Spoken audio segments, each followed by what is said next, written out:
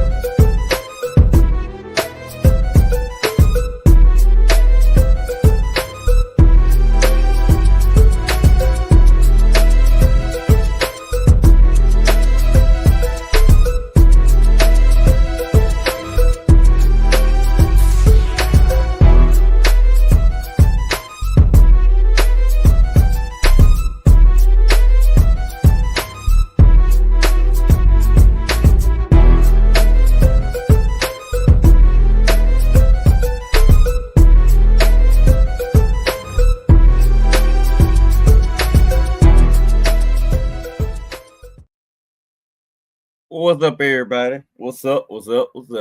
Welcome to episode 380 for the Red and Rev Sports Show. Back in the house again with your boys Red, Rev, and Coach. Well, what we got talking about this week for episode 380? Well, we're getting close to episode 400, and on episode 380, it's a lot of change going on. That's right, a weekend of change again. We got two small market teams vying for the NBA championship in the NBA finals. That's a change.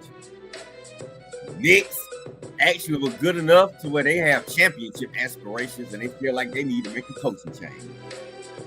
We got an NBA All-Star game change coming up in the near future. Well, we got fathers and sons on the same team and our players have a problem with it. We have fathers coaching and sons playing. That's a change. Is it gonna be a new champion in the NFC North? That gonna change? We're gonna see. And Caitlin Clark, victim of reverse racism. That's a change for once in sports. Well, we're gonna talk about that and a lot more. Episode 380. Let's get into it. What's going on, everybody? Welcome to another episode of the Red and Rev Sports Show. Red and Coach are coming to you live from the ATL. That's Rev is coming to you live from the East Coast, Coatesville, Pennsylvania, giving you real sports talk because we are real sports fans. Who are real sports athletes who have what, gentlemen? Real sports knowledge.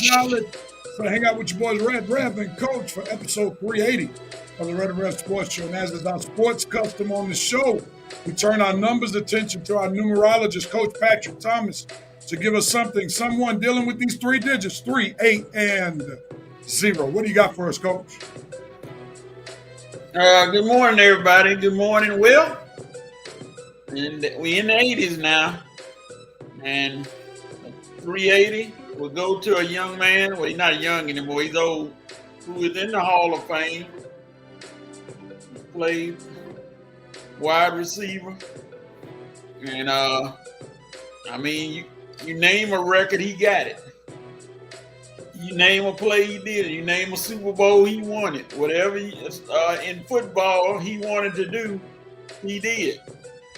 And he was part of one of the what they call the Satellite Express, baby, back in college when they were putting up 60 points a game. And I can truly say that I can call him friend because I sat there and watched him, and we talk about it all the time. Number 80, no surprise here.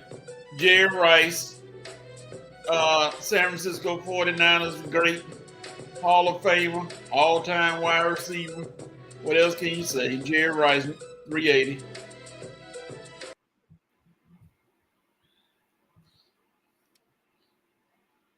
I don't know if I could applaud you on that. I knew you would. Because I think when we started this numbers game, you did Jerry Rice for 80, 180, 280, and now 380. Red, were you feeling what I was feeling? Yep. I told him last week not to do it, and he still came on and did it. I said last week, we know where you're going. I thought he was gonna change it up, but he didn't. Yeah, I was about to mute him. I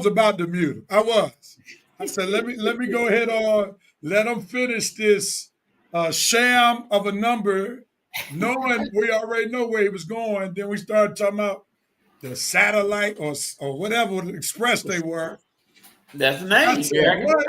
I didn't know what that was. I thought he was going to bring up music groups. And I thought, me and Jerry Rice took a road trip or something. Back in college, that's what the offense was called, the Satellite Express. All right, Coach. You talked so much about Jerry Rice, man. We thought you would have picked somebody else. So here's where it is. If we're still around 480, 580, you can't mention his name unless you get him on this show. Okay, I can do that now. I can call him. If you get him on the show, you could do 308, 408, 480, 418, 428, anything with an 8 or 0. Real. I don't want Rice to put me to sleep, man. So, well, we'll take him on the show. So if Coach will make that happen, we'll make that happen. All right, Coach, we appreciate you, but unless you have him on the show, no more 80s with Jerry Rice. You got two Pittsburgh Steelers at 80. We banned them from the show. All right, let's welcome Revenite Nation. They help make the show. Good morning to you, Sister Harris, better known as Red's mother. Good morning to the VP. Ready to slam down the gavel to begin a Hellfire and Brimstone episode of the Red and Rev Sports Show. Revenite Nation, repent. Rise up. He's in his church bag already, his old school church bag, and he's giving Mama Wildcat Harris some love. As people come in, we want you to chime in, let us know that you're tuning in. Please like and share this broadcast. Who knows? Your light may be the light. It may bring somebody else to be a part of Revenite Nation or to subscribe on our YouTube page. And as I'm a firm believer of not having people to do something I'm not willing to do, I'm going on my personal pages, doing what I've asked you all to do is share the broadcast on today. How you gentlemen doing in general? All right. All right. Coach, you holding up on the ATL? Yeah, man. You want me to show you I'm standing up? You want me to show you, baby? Don't hurt yourself now. We don't. No. On our account. All right, making progress. That's good. I am up. Oh, stretch. All right. Yeah. Don't. This could go viral if it goes wrong. Don't overdo it, Coach. You don't overdo it. We're glad that you're standing, and we want you to continue to make progress. We're thankful to God that God has kept you and getting you stronger, prayerfully wiser, and better in the process. I just don't understand the viral. If it go wrong, I have concerns. Be like sports show co-host falls while trying to prove a point. Ooh, that'd be a good one there. Oh, let's move this train on. We know how we start this show. We know we started with dope note, quote, our best moments. That's what we dope on. Note moments. Moments that are causing us to shake our heads. Coach moments, things we're trying to wrestle our minds around. So with that being said, Coach, since you're standing, feeling good from your head to your shoes, we're going to let you start. Give us your dope moment for this week. My dope moment goes to, and this is going to be the only time you probably hear them on the dope moment, so I give them love while they got it. Colorado Rockies. The Rockies actually won 3 games in a row. They lost last night in a close one. They should have won, but they lost the close one last night. But hey, Colorado's turning around, and they are determined not to have the worst record of all time in Major League Baseball history. So I give them love today. Colorado Rockies, had a 3-game winning streak. Dope moment. Oh, yeah. All right. Colorado Rockies gets coach's dope moment. Red, who you doping? My dope moment goes to Coco Golf. That's right. Coco Golf. The young lady from down south who continues to carry on the great sisters of tennis, the Althea Gibsons, I think. Oh Lord, I hope she played tennis. The Serena Williamsons, the Venus Williamsons, and now Coco Golf taking into the next generation, man. I mean, sisters in tennis, when they pick up that racket and get on that court, something special happens, especially in the professional game. And Coco Golf, she doing it right now in I guess the French Open. She did win, right, Coach? What, the French Open? Yeah. No, currently she's leading the second set 4-1. Okay, she's leading. Okay, so she's still leading, still got a chance for victory. Yeah. Coco Golf carrying on Serena Williams' name. They thought when Serena retired, that was going to be the end of sisters dominating. Nope. Coco Golf carrying on that torch, baby. And guess what? Probably going to be somebody after her. Whoever after her, they probably training right now. You're not going to stop us. Sisters, black women dominating the world of American tennis. Dope. Excellent. Absolutely excellent. I had to turn my dope attention to the basketball court, and I have to dope on one Tyrese Halliburton for the 4th time in 4 rounds. He's hit either a game-winning or game-tying shot with 5 seconds or less. Kobe. And in 1 year, he has become the 2nd best clutch shooter hitting shots with either 5 seconds or less following LeBron James, and he's done it in far fewer years than LeBron James. So Tyrese Halliburton, some folk argue that you are a superstar now, but we cannot argue if you're clutch or not. You are indeed a clutch player. So dope goes to Tyrese Halliburton. Hallie. Dope. Light Well, skin. what are you noping on, sir? What am I noping on? I am noping on one. Hold on, y'all. Gotta bring my okay, here we go. I'm noping on one. Tim Anderson. Yep. That Tim Anderson. The Tim Anderson who short while ago was on track to becoming one of baseball's best players. But something happened along the way. He decided to get in a little tussle with one Jose Ramirez.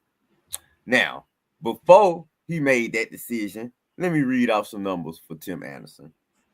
He was batting a career average 283, 740 OPS, 98 home runs, and 332 RBIs. Since that infamous tussle with Jose Ramirez, Tim Anderson is batting 236, a .557 OPS, zero home runs, 12 RBIs, and got kicked off of 3 major league teams. His original team, the White Sox. Some others, I think it was Seattle or some other team, Tampa Bay before last year, and he just got cut by the Angels last week. Boy, Tim, getting that 2-piece from Jose Ramirez really has derailed your career, man. So, nope to one Tim Anderson, who I used to play with on MLB The Show. Now, I couldn't even dream of picking that guy on my team. Nope to Tim Anderson. Boy, what a fall this has been.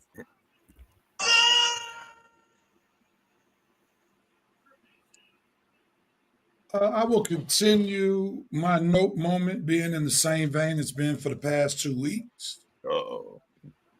I'm noping on Braves closer, Raisel Iglesias, whose ERA has not gone down since I started this path. It has only gone up, all the way up, and not a good way. He now has a 6.75 ERA as the closer of the Atlanta Braves. He has a 3-5 record. He has a 9.90 ERA and has allowed 20 hits in 10 innings over the past month. I'm going to pause right there. But Braves, either you deactivate this guy or you find him in another role, preferably when the game is over and they're a big run lead, either your way or the team's way. But he should no longer be closing any Atlanta Braves game, and got to get close to winning the game these days, Braves, in order for him to close the game. But we saw what happened the last time the Braves were close. He gave up the game. Nevertheless, Raisel Iglesias, you get my note moment. Not one, not two, but 3 times in a row. And if you get up there on the mound and your ERA goes up again, it's going up. It's going to be a 4th time next week. You have got Rev, I don't think he's going to be pitching again because, unfortunately, and this is not a joke, but it might be a joke, I think Ice going to come pick him up. Oh, Lord. No. Or the infamous injury happens, because I just can't see them putting this clown on the mound again. I'll probably talk more about it later, but if they put this clown on the mound again, I swear. I'm just saying, dude, what reason he's done? He is done. I mean, Craig Kimbrell got more in the tank left than the Iglesias, and Kimbrell didn't have much last night. Yeah. All right, Coach, close this note moment. My no moment goes to the Texas Tech coach, who finished runner-up in the nation in the College World Series. Coach, I know you got. Uh-oh. Maybe the coach didn't like what Coach was about to say. Boy, like he better tee off on that guy. Yeah. Oh, I'm back now. All right, go ahead, Coach. Go ahead. Coach, I don't even think that girl can comb her hair this morning because she pitched over 400 innings. 400. 3 straight games in the College World Series. Wow. She doesn't have a bionic arm, Coach. I know she's the greatest pitcher in softball, but golly, there got to be somebody else that could pitch on the team. But you pitched her 3 straight games, and she just couldn't hold up, and they end up losing the World Series last night. Coach, I fought you. Right now, like I said, she probably hadn't woke up yet. She probably still got her arm in an ice bucket and just laying there because she can't move it. I mean, come on, Coach. That's overuse. And I know, it was ridiculous. And they lost that game because her fastball didn't have that zip on her. Her pitches wasn't that good, and Texas hit her. But, wow. You have any other pitchers? How many days in between games? None. Wow. None. What? He throwing somebody out there 3 straight days. 3 straight days. Wednesday, Thursday, Friday. Right, yeah. Somebody needs to buy. As I watched or paid close attention to softball here where I live, and I actually covered them for the network that I started here locally. It appears that in softball they keep throwing the same pitch out there almost every game, and it's interesting that they don't have a pitch count, even though they're throwing underhand. They're still using the motion, a very forceful motion with their arms. So I would think that they would have pitch count, but there were 3 games in a row here with the girls softball team that I saw. 2 of them had to be made up because of weather, and the same pitcher pitched all 3 games. One of the games she got rocked, but it's just interesting. Like, they don't have a rotation in softball like they do in baseball, which is very interesting. With that being said, we'll move on to the Cope moment, and I'm coping with the fact that as a basketball enthusiast, that we have a wonderful competitive NBA Finals after we saw Game 1. But unfortunately, the masses probably won't see it. Or it was reported that this was the lowest rating Finals game watched since the Nielsen's ratings began. And that was like in the 1980s. So it's unfortunate that the ratings will be bad, but I encourage the Pacers and the Thunder to keep the games good. For they did say that when the game got tight, 11 million people did see Tyrese Halliburton hit that clutch shot. So the goal for them is to keep it tight as much as possible to keep the ratings at least decent.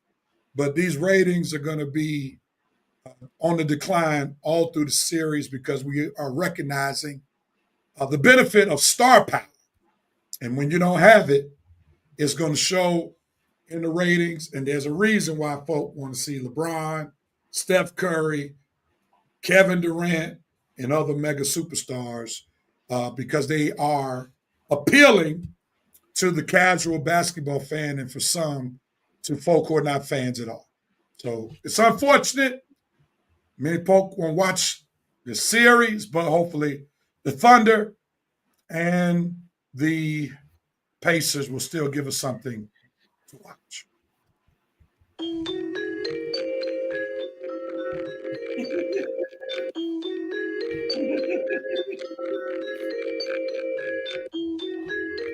All right, Coach, what's your Coach moment? Dog, I had it and it got swallowed up. Let's see. Red, we'll come back to you, Coach. Yes, sir. Thank you. Red, what are you coping with? I'm coping with the fact that Julio Jones might never get over this issue with the Falcons, and that we may never see him go into the the Ring of Honor. And that's sad because this guy been one of my favorite Falcon players, probably of all time, top 3 at least. But the fact that him and Blank was discussed on this podcast that they couldn't come together for even a conversation, and if that don't happen, I doubt he'll ever mend fences with the Falcons and end up in the Ring of Honor. I'm glad that he got a good relationship with his teammates, but Julio Jones being just being away from our team and having issues with the Falcons, that's not good. So Falcon fans, we got to cope with one of the best players in our franchise history continue to have a beef with the owner and the team, and we have to cope with. We may never see his name up in the Ring of Honor where it deserves, but hopefully they'll mend fences and get together and solve this thing. But I don't know. It seems like every week it's a different bomb, different secret dropped on this podcast that they're doing. I'm just interested in what's going to be the next thing to drop next week. It's going to make the rift even bigger. So I don't know, man. Maybe this podcast may not be a good idea because it seems like it's making the beef bigger and bigger. But we'll see, though. But Falcon fans, we coping until Julio Jones and the Falcons work this thing out.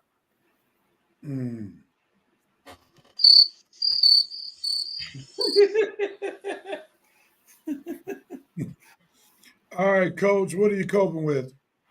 I'm coping with our very own Sports Revs congregation because it was announced this week that Saquon Barkley will be on the cover of Madden 26, and that may have officially ended any celebration that his church has to celebrate an Eagles Super Bowl because he's on the cover, and it's gonna be tough. No, he could break the trend, but it's not likely because every time somebody get on the cover, they don't have a good season. So I'm coping with Rev's congregation because they won't be in the Eagles celebration this year at the Super Bowl. Wow. We're predicting the Madden curse. Yes. The good old Madden curse. So we'll see. And there will be a lot of hurt folk at the church. You're going to make me have to pull out all my healing sermons. Hey, better have them ready, Real. Yeah, because Coach is right. That Manning cover, man, I'm surprised he went on it. Yeah, I will say, though, it's probably going to be one of the dopest Madden covers ever. Since they got him doing that backwards jump. Yeah. Mm-hmm. Yeah, that's going to be hot. But, you know, I hope he does. I hope he's able to break the curse, but we'll see what happens. The VP is doping, says even though she was tied for carrying her Texas Tech Red Raiders all the way to the final game in the World Series, they came up short in spite of her efforts. She got roughed up in the first inning last night, giving up 5 runs, but she became the second while also being the first 7-figure Neil softball player in NCAA. Najee Kennedy, you get the dope, double dope, and good luck to your squad next season. That's dope. She got paid in the process. Winston Thorne, what's going on, fellas in chat? Chat, smash that like button. Y'all are shit. Thanks, Winston. Follow Winston's directions if you don't mind. The VP is noping on A-Rod. That's all you need to know. Why this hell still this, you know what, ninja, hell, still his organization hostage during the draft. Now he trots his old behind out there for another season, needs to discount, double check himself to an old folks recreation camp. He obviously needs something to do, shaking my head. We'll hear coaches' comments later on in the show. VP coping with Coach Patrick Thomas continues to add items to his numerology banishment by having to go to wide receivers added to that list. Dang, Coach. VP said the pickleball chairman of America has entered the chat. He would like to sign Iglesias to his National League. He doesn't understand that ERAs need to be kept low, not high. That's for sure. VP said that Mississippi must get internet has shown up again at Coach's house. Lord. Oh, Lord. VP boy got a lot of comments today. Say, I agree with you, Coach. He wore her out. Also fought her teammates. Her teammates didn't provide a run support in game 1. To me, the Women's Championship World Series was lost in that game. I was not happy. Red Raider squad blew it. Support your picture. VP, says hats off to Red Raider squad for rallying to break the run rule in the 5th inning. If a team is only about 8 runs at the end of that inning ball game, they were down 10-0 coming into that inning, and they rattled off 3 runs at the top of the 5th. And their defense held Texas off the scoreboard to finish the inning. I'm sure Kennedy would have loved those 3 runs in game 1 when they lost 2-1, but I digress. Oh, and Kennedy, when you intend to walk a batter pitch out to the side, do not ever tease a batter that intent walk by pitching over the middle of the plate. Again, I was rooting for the sister, but she made a grave error in that moment. She was pitching a gem, 1-0 to the 6th inning until she made that blunder. It is the Vincent Woodruff, a.k.a. the VP show in Revenite Nation. He's holding it down for us. Philly fans everywhere cringe when they heard the news. Hopefully, Barkley stays healthy. But dang. Last comment, he says, if I'm a superstar football player, I would put into my contract that I'm to never be placed on the Madden cover. Especially after the season like he had, man.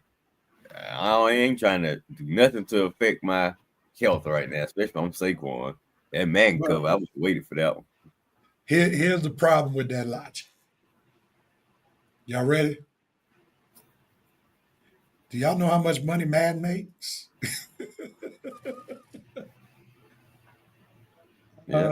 I'm sure it's worth it for the football player because let's remember, most football contracts are not guaranteed.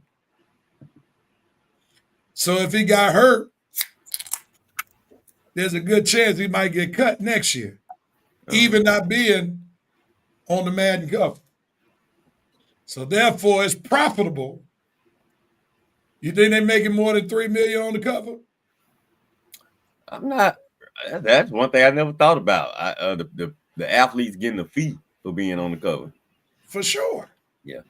I keep forgetting, Ray. I be thinking sometimes they do some of this stuff because they can make so much money playing the game. I think that some of this stuff they do just complimentary, but it makes sense. Yeah, get paid, everything. I mean, if you're gonna be on the cover, yeah, it makes sense. If I'm gonna be on the cover of a video game selling like that, I need a fee. So there's a reason why they put certain players on the cover because they're expecting their fans to get it as well. Think about how many more Philadelphia fans gonna get that game because Barkley on. Yeah, I think Madden really can sell itself nowadays. But anyway, it sells itself, but don't get it twisted. Whoever's on that cover helps sell a few more as well because they're gonna cater to that region. Yeah, and then like you said, the cover that they're showing on the cover with the jump, that's a keepsake. Think about it. He got two, well, actually 3 fan bases. Well, 2 more so, but Giant fans will still get it because they love Saquon. And then you got Penn State folk who gonna get by more. So it's very profitable, man. That's why I would hate as a fan that my one of my players on the cover, but for the player, it's too profitable to say no. And imagine this. If it weren't profitable, everybody would be doing what the VP initially said, denying the cover. Because it ain't worth it. The curse ain't worth it. But when you start putting some digits behind that first number in the 7 realm or 8 realm, okay, I'll get on it. Yep. I'll get on it. All right. yeah. I mean, Vic must have made a killing then when he was on the cover. Oh, for sure. That version right there sold. That was probably running the highest selling Madden games. That Madden 2002 or 2003 with Vic. Oof. So the VP saying supposedly they don't get paid to be on the cover. The NFLPA spreads out the money earned from that game and distributes to all players. We got to further investigate. I think we do. Yeah, because I would love to know the truth behind that right there. Yeah. All right. Shoot your thoughts, Mr. VP. That'll be helpful.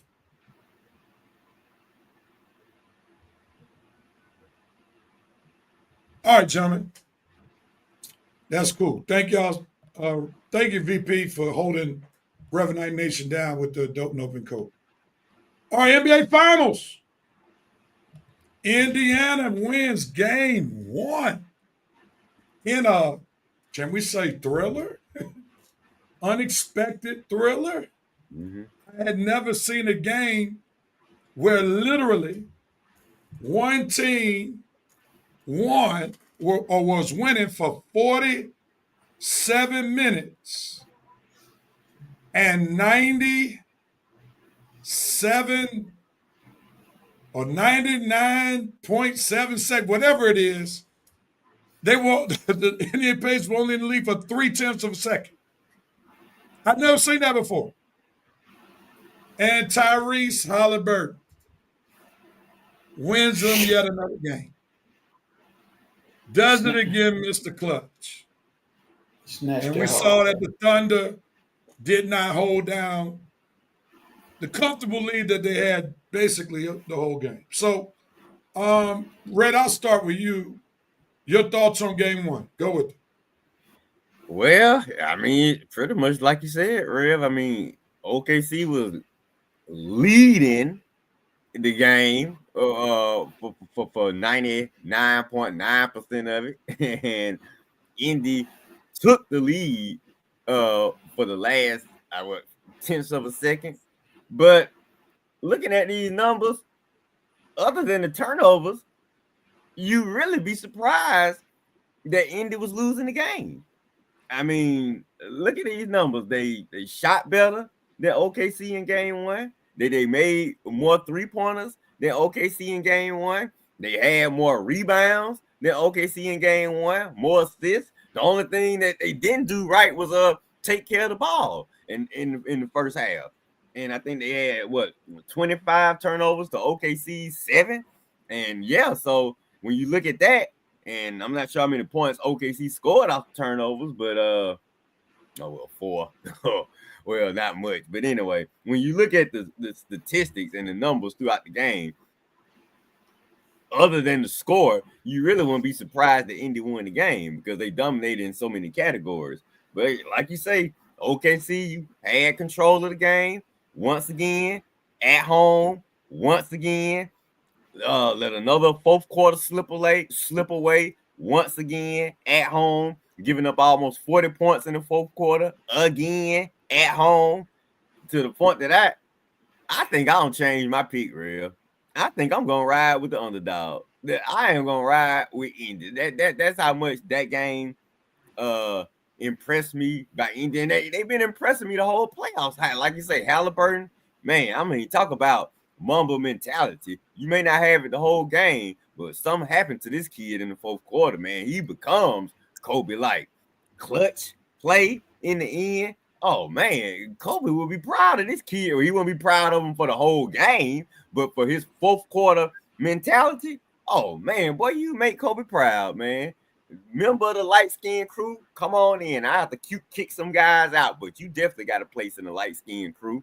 Tyrese Halliburton, dude, you are playing some impressive ball. Now, I'm not sure we're going to put you on the superstar, but you definitely a star player. And like Rev said earlier, you're definitely a clutch player.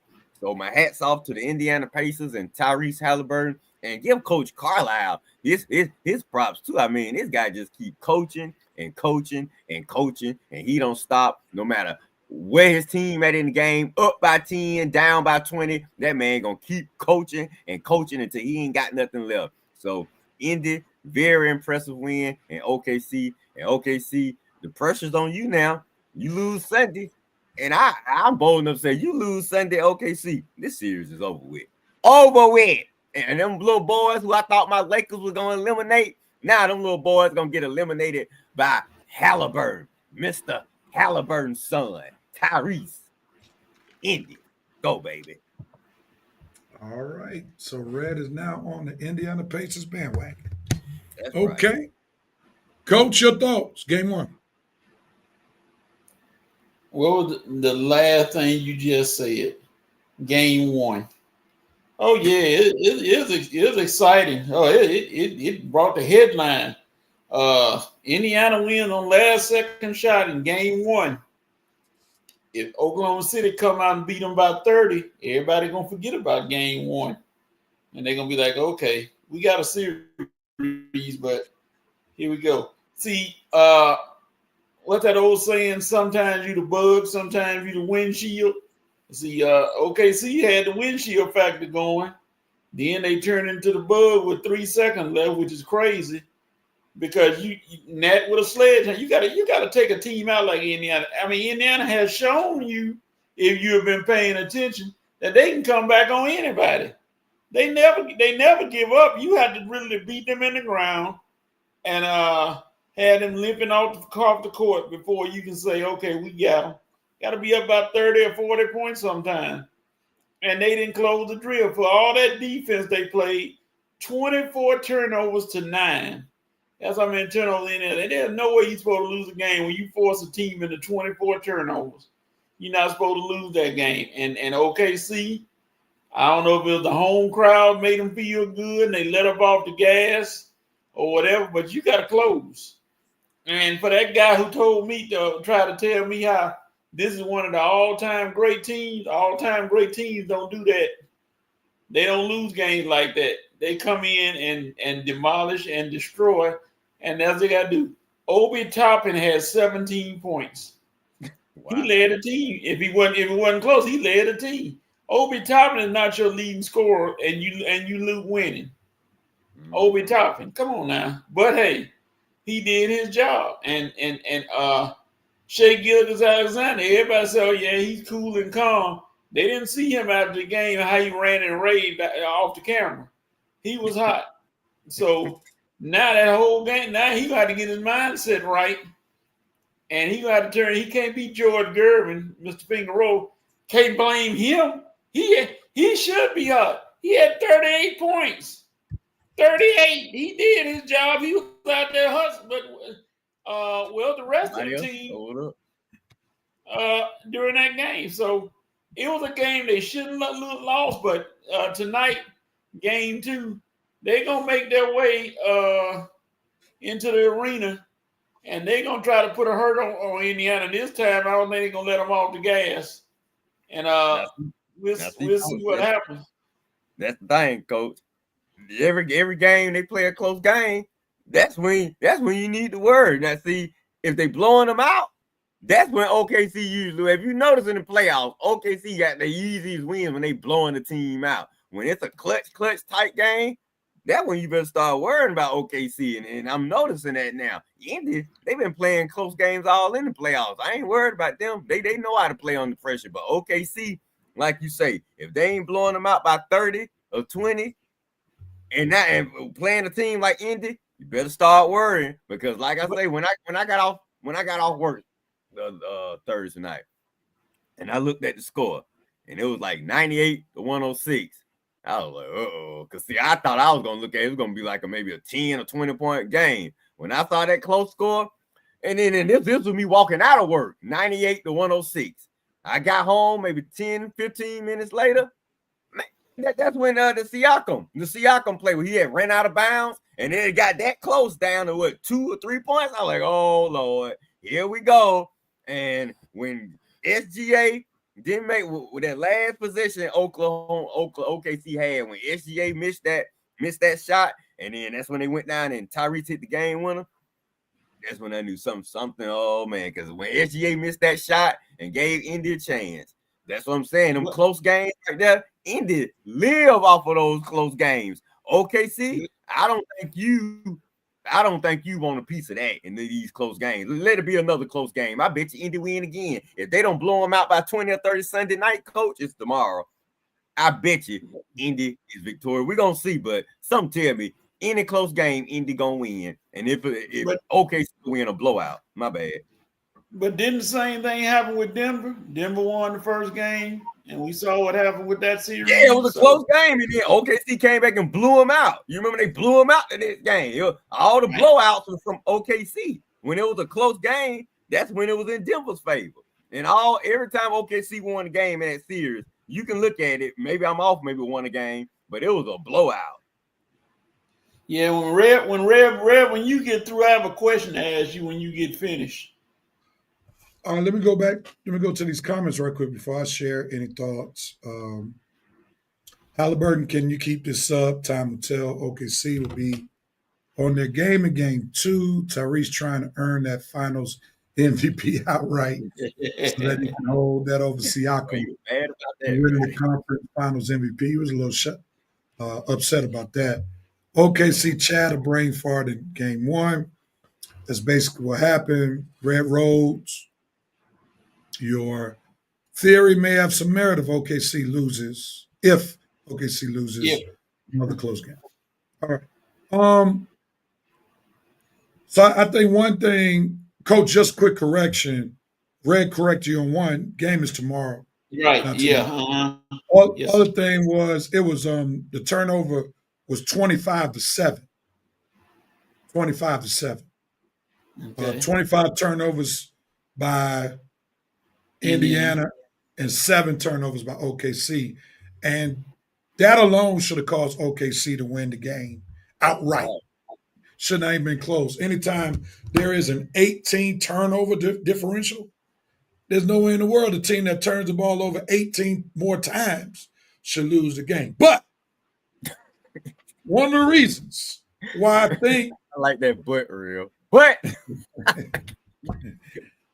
But one of the reasons why I think that turnover differential didn't matter is because OKC played to the strengths of Indiana rather than to their own strengths. They decided to play small ball. Oh, God. And therefore, by playing small ball, they allowed one of their best players who was not in foul trouble to only play 24 minutes. OKC will not win this championship series if Chet Holmgren is only getting 6 points per game. Yeah. I'm applauding Dort for getting 15.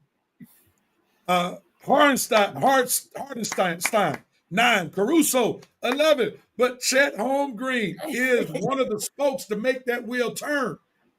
He got to get more than 6 points. He has to play more than 24 minutes. You are beating yourselves, OKC, by not having Chet Holmgren on the court. So if this is the strategy, you might as well get ready to take that Larry O'Brien trophy to Indianapolis. Yep. Because you're not going to win when Chet Holmgren, one of your players who's made you all get where you are, not playing on the court. That just makes absolutely no sense. And I would imagine Chet Holmgren, unless he's in foul trouble, will play way more than 24 minutes.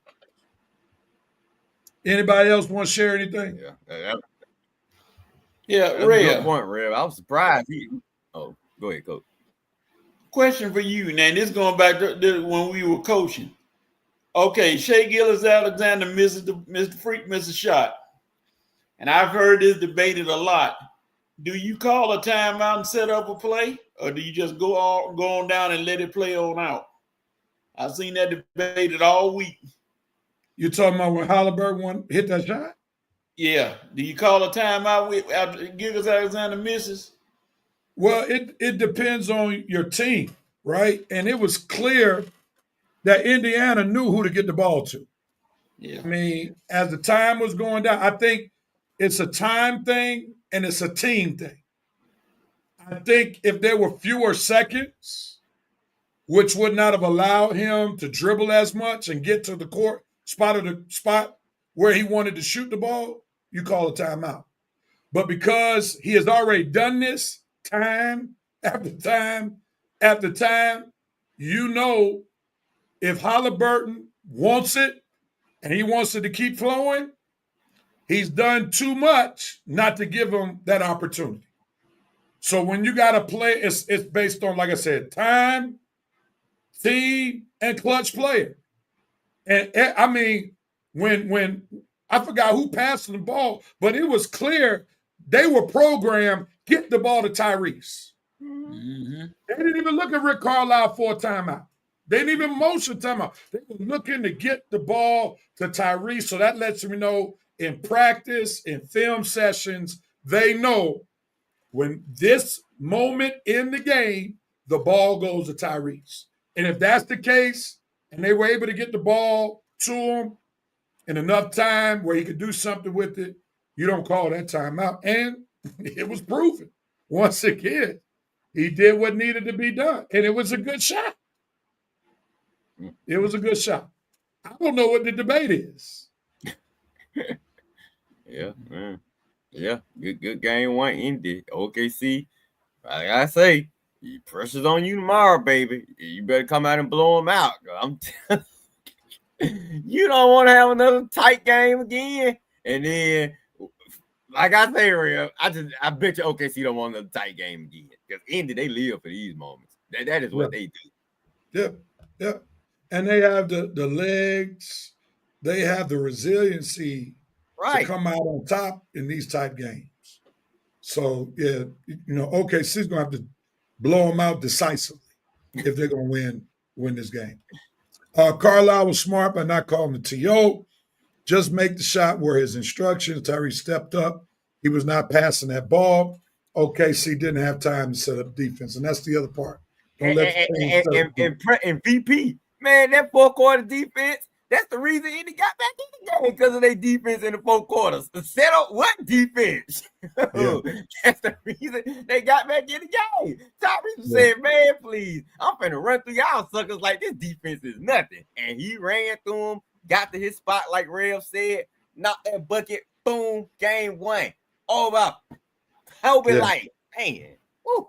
I know Kobe would be on this guy right now. And Real, think about it. He don't be mentioning Kobe name like all the other guys. Oh, Kobe was my mentor. Oh, I just look at the no. I am Tyrese. I'm Johnny Halliburton's son. That's who I am. I like that about him. Okay, all right, Coach. You got a closing word on this? Yeah, it's a. And I don't know if this is more of a fault of Daniel for not having the experience in finals, for him not to have turned it up a little bit. But you did win 6 to 8 games, sir. So you should have experience from the Denver series and all the other games in knowing how to close out a game, especially at home. You can't have that kind of a lapse like that with a team you leading the whole game, and then you lose in the last 3 seconds. That could be a series killer if you're not careful, because it weighs on the psyche. And just like you said, Chet Holmgren, 6 points? Really? 6? Yeah, that's got to change. And if it doesn't change, Coach, like Real say, when you spend half the season playing a lot of chumps, and then when the playoffs start, we finally see what you made of. And like I say, if this team ain't blowing nobody out, we see what be happening. I think the coaches being exposed a little bit in these close games, but we'll see. All right, gentlemen. Last comment by the VP said, win or lose. Carlisle does the same thing again. It's called knowing your team, situational basketball. No doubt about it. And Rick Carlisle. That Mavs team and that dirt. Yeah, that beat the Heat. The Heatles the first time around. And Rick Carlisle is making sure that everybody knows he's one of the best in the game. With that being said, it's halftime, gentlemen. The Red and Red Sports Show is already halftime on the other end. Y'all may want to stay tuned to hear Red's Braves report. It might get interesting. We got some football. We're talking about Coach the Steelers. We also got some Nick talk from the Pirates that took place in New York. Some more basketball. The All-Star game has a new twist to it. And then we got to talk about Caitlin Clark. Even though she's hurt, she's still making moves. We'll be back. Second half of the Red Sports Show. Don't go anywhere. Share this experience with somebody.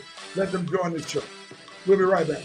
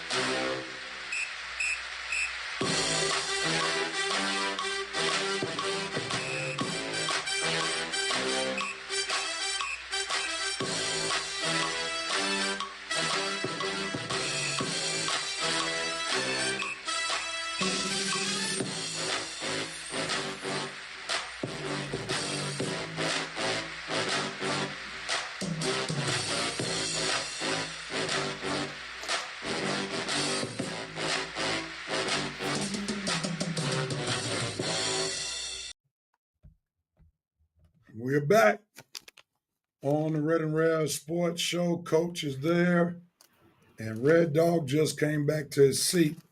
We are back for the second half of the Red and Red Sports Show. Feel free to hit that share button.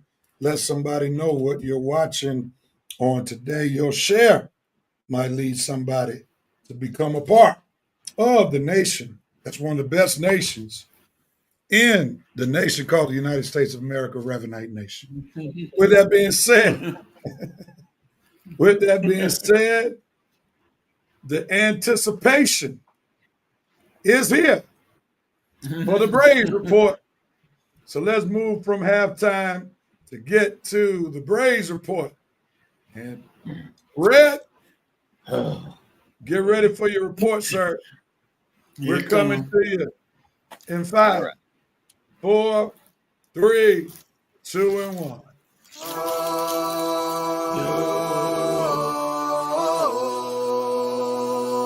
It's game time.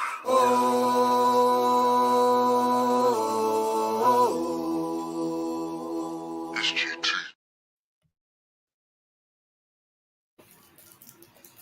You see what I'm doing, y'all?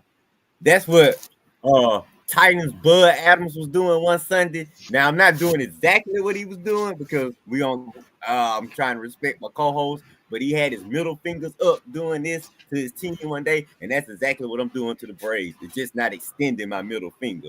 So that's what y'all deserve. I ain't ranting. I'm not giving you no tomahawk chop.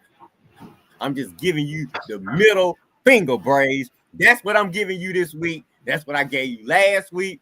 And I'm probably going to be giving it to you for the next few weeks because, Rev, we almost at rock bottom. Rev, Coach, we almost at rock bottom for this season right here. I mean, I have no idea where we're going. And wherever we're going, we getting there fast, quick, in a hurry.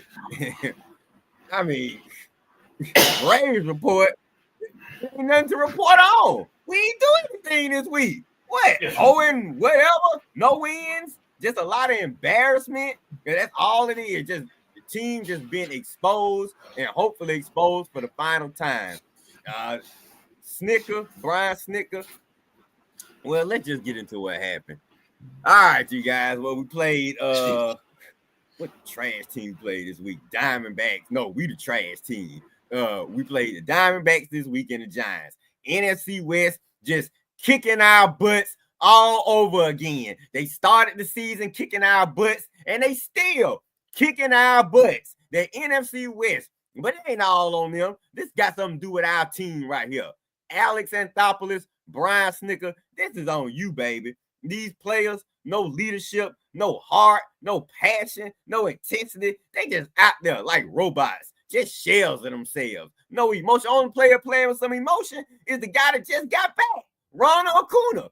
Take him off team and we really trash. He the best player on the team right now. But we already knew that going into the season. We knew that since he got here. Now, what went on these last games this week? First of all, the game before the epic meltdown, Wednesday, was it Wednesday? Yeah, Wednesday's night's game. Lord have mercy. You have a chance to win that one. 8th inning, I swear, bases loaded. You don't get the job done. Then the 9th inning, bases loaded. You don't get the job done. We only needed like one or two runs, I think, and we can't get the job done. Chris Sale pitch a gem, and the bats can't do a doggone thing. Okay, fine. The offense is a no-show Wednesday night. Come out Thursday afternoon. And I mean, one of those games that look like, okay, we inconsistent, so this the game the Braves want to put up a lot of runs. Well, they put up 10 runs.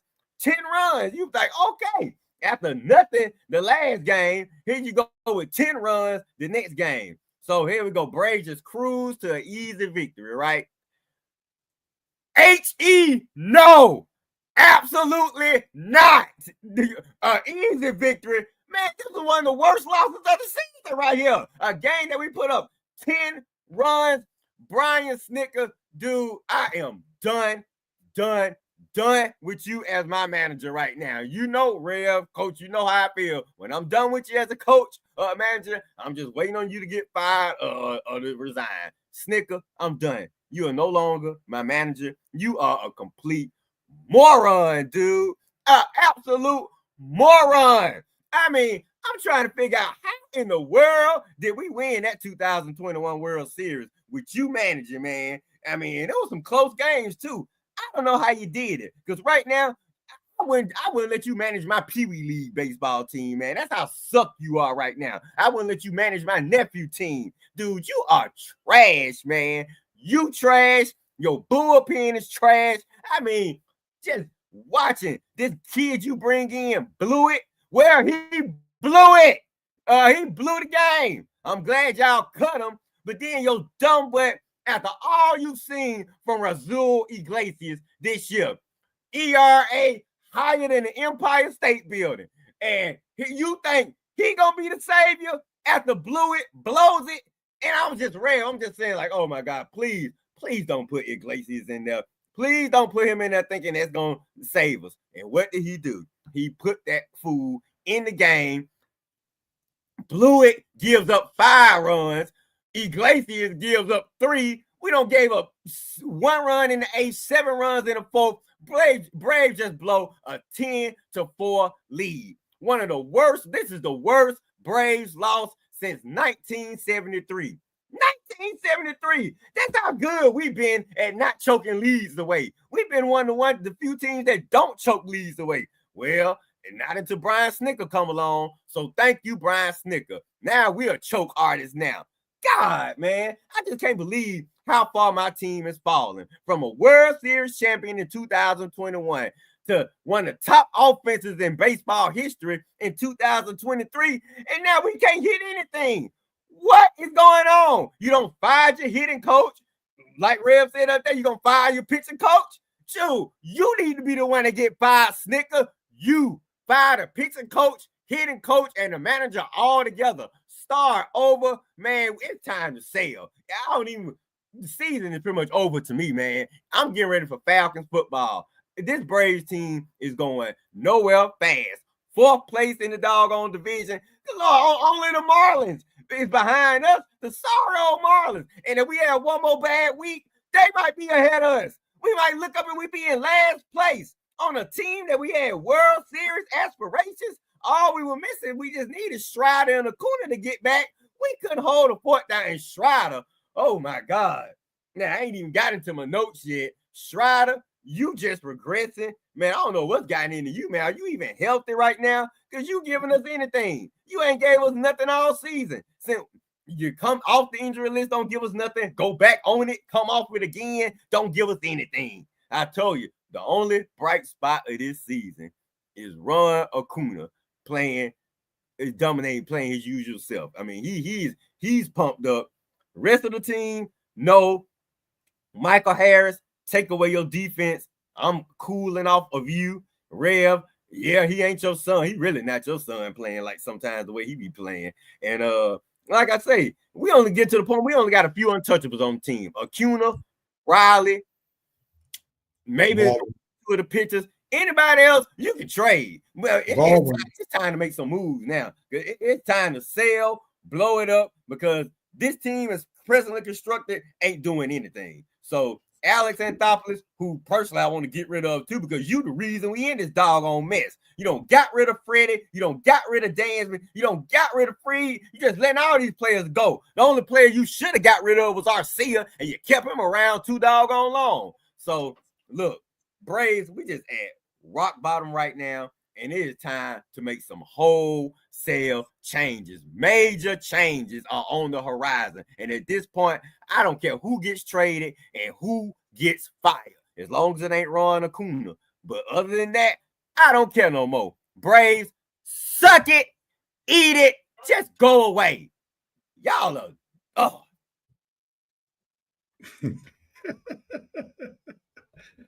Well, Red, last night game that we blew. I mean, I was just waiting for that to happen, but Lord have mercy. There's Joe Black. Being blunder. Joe Black also known as Jameson on YouTube, saying been waiting on the Braves report. VP said epic rant loading. Said the Choctaw Indians from the movie Sinners have just entered the chat. Even they recognize the Braves are playing like the devil. The whole organization needs to be in church on the first Sunday of next month.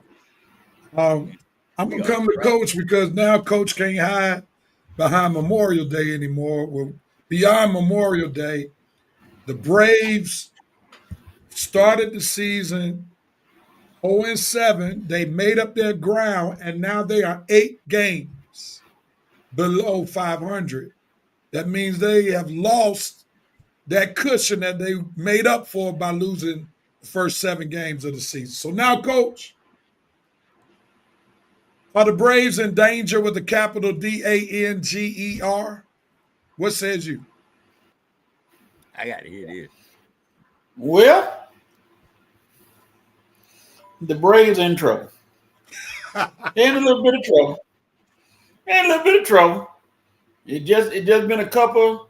It's been a week after or 2 after Memorial Day, and they are flopping around like they caught in a storm. But to go to reference you, one thing you know about storms, you either coming into one, you either going through one, or you're coming out of one. And guess what? We'll see what the Braves still got a chance to come out the storm. Yeah, I mean, they got 100 games to go. So, I don't, but the only thing I can see is, and I'm just going to guesstimate, the captain won't be there with the ship. I think they may let Snit go.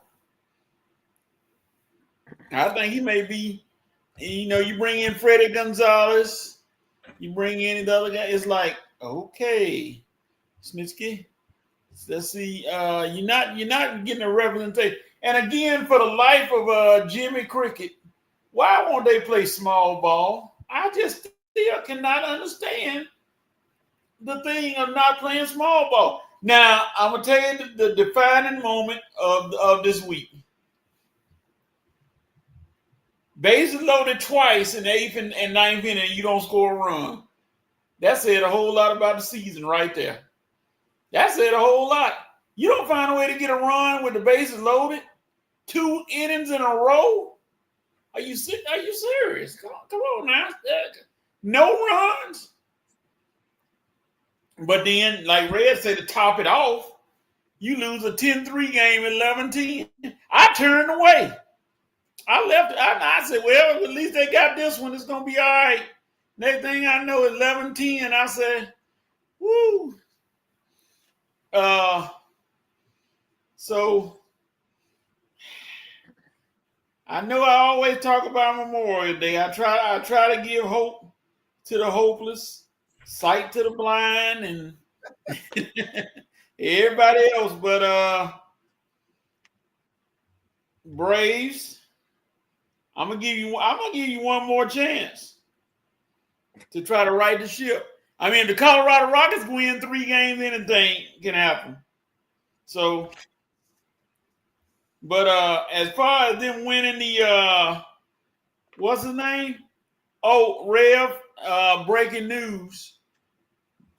I'm in my little rant. Breaking news: Coco Gauff just won the French Open. All right, go Coco.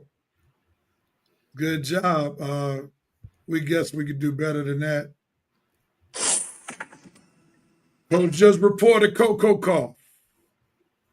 Sister just won the French Open. Big ups to Coco Gauff winning the French Open. All right, Coach. Now go back to your trying to find the silver lining for the Braves. Yeah, Coco Gauff just won the French Open. But as far as the Braves making it to the winning the championship,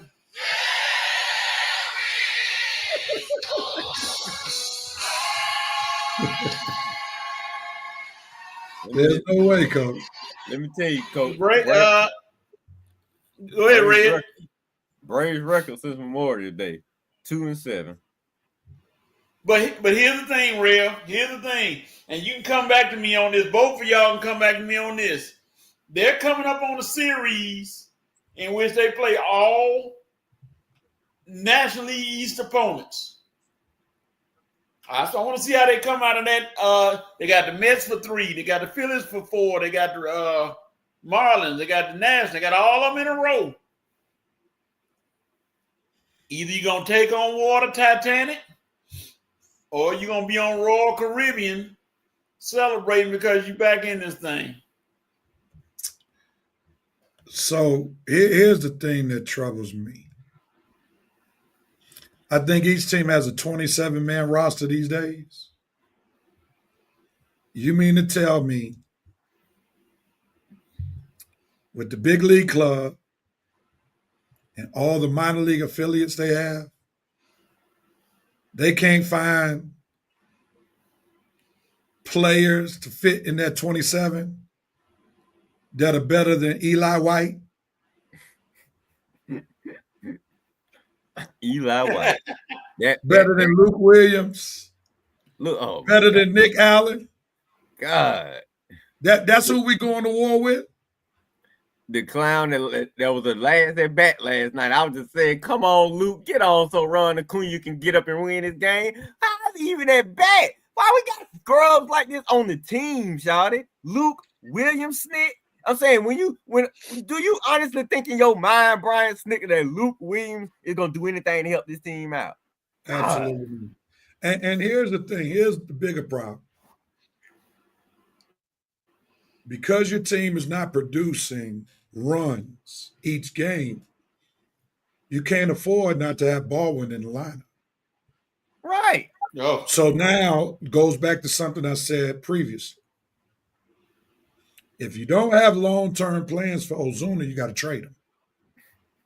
Because you can't afford Baldwin not being in the lineup.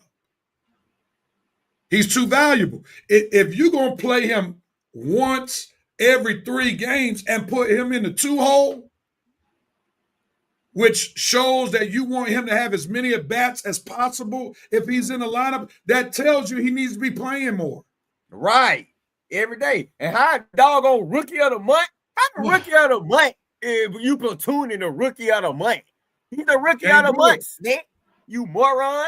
Get him in the game. Figure it out. And it got to be at the expense of Ozuna. Yeah. At the end of the day, Ozuna got to go. Period. If he's not gonna be here in the future, he's on last year's contract.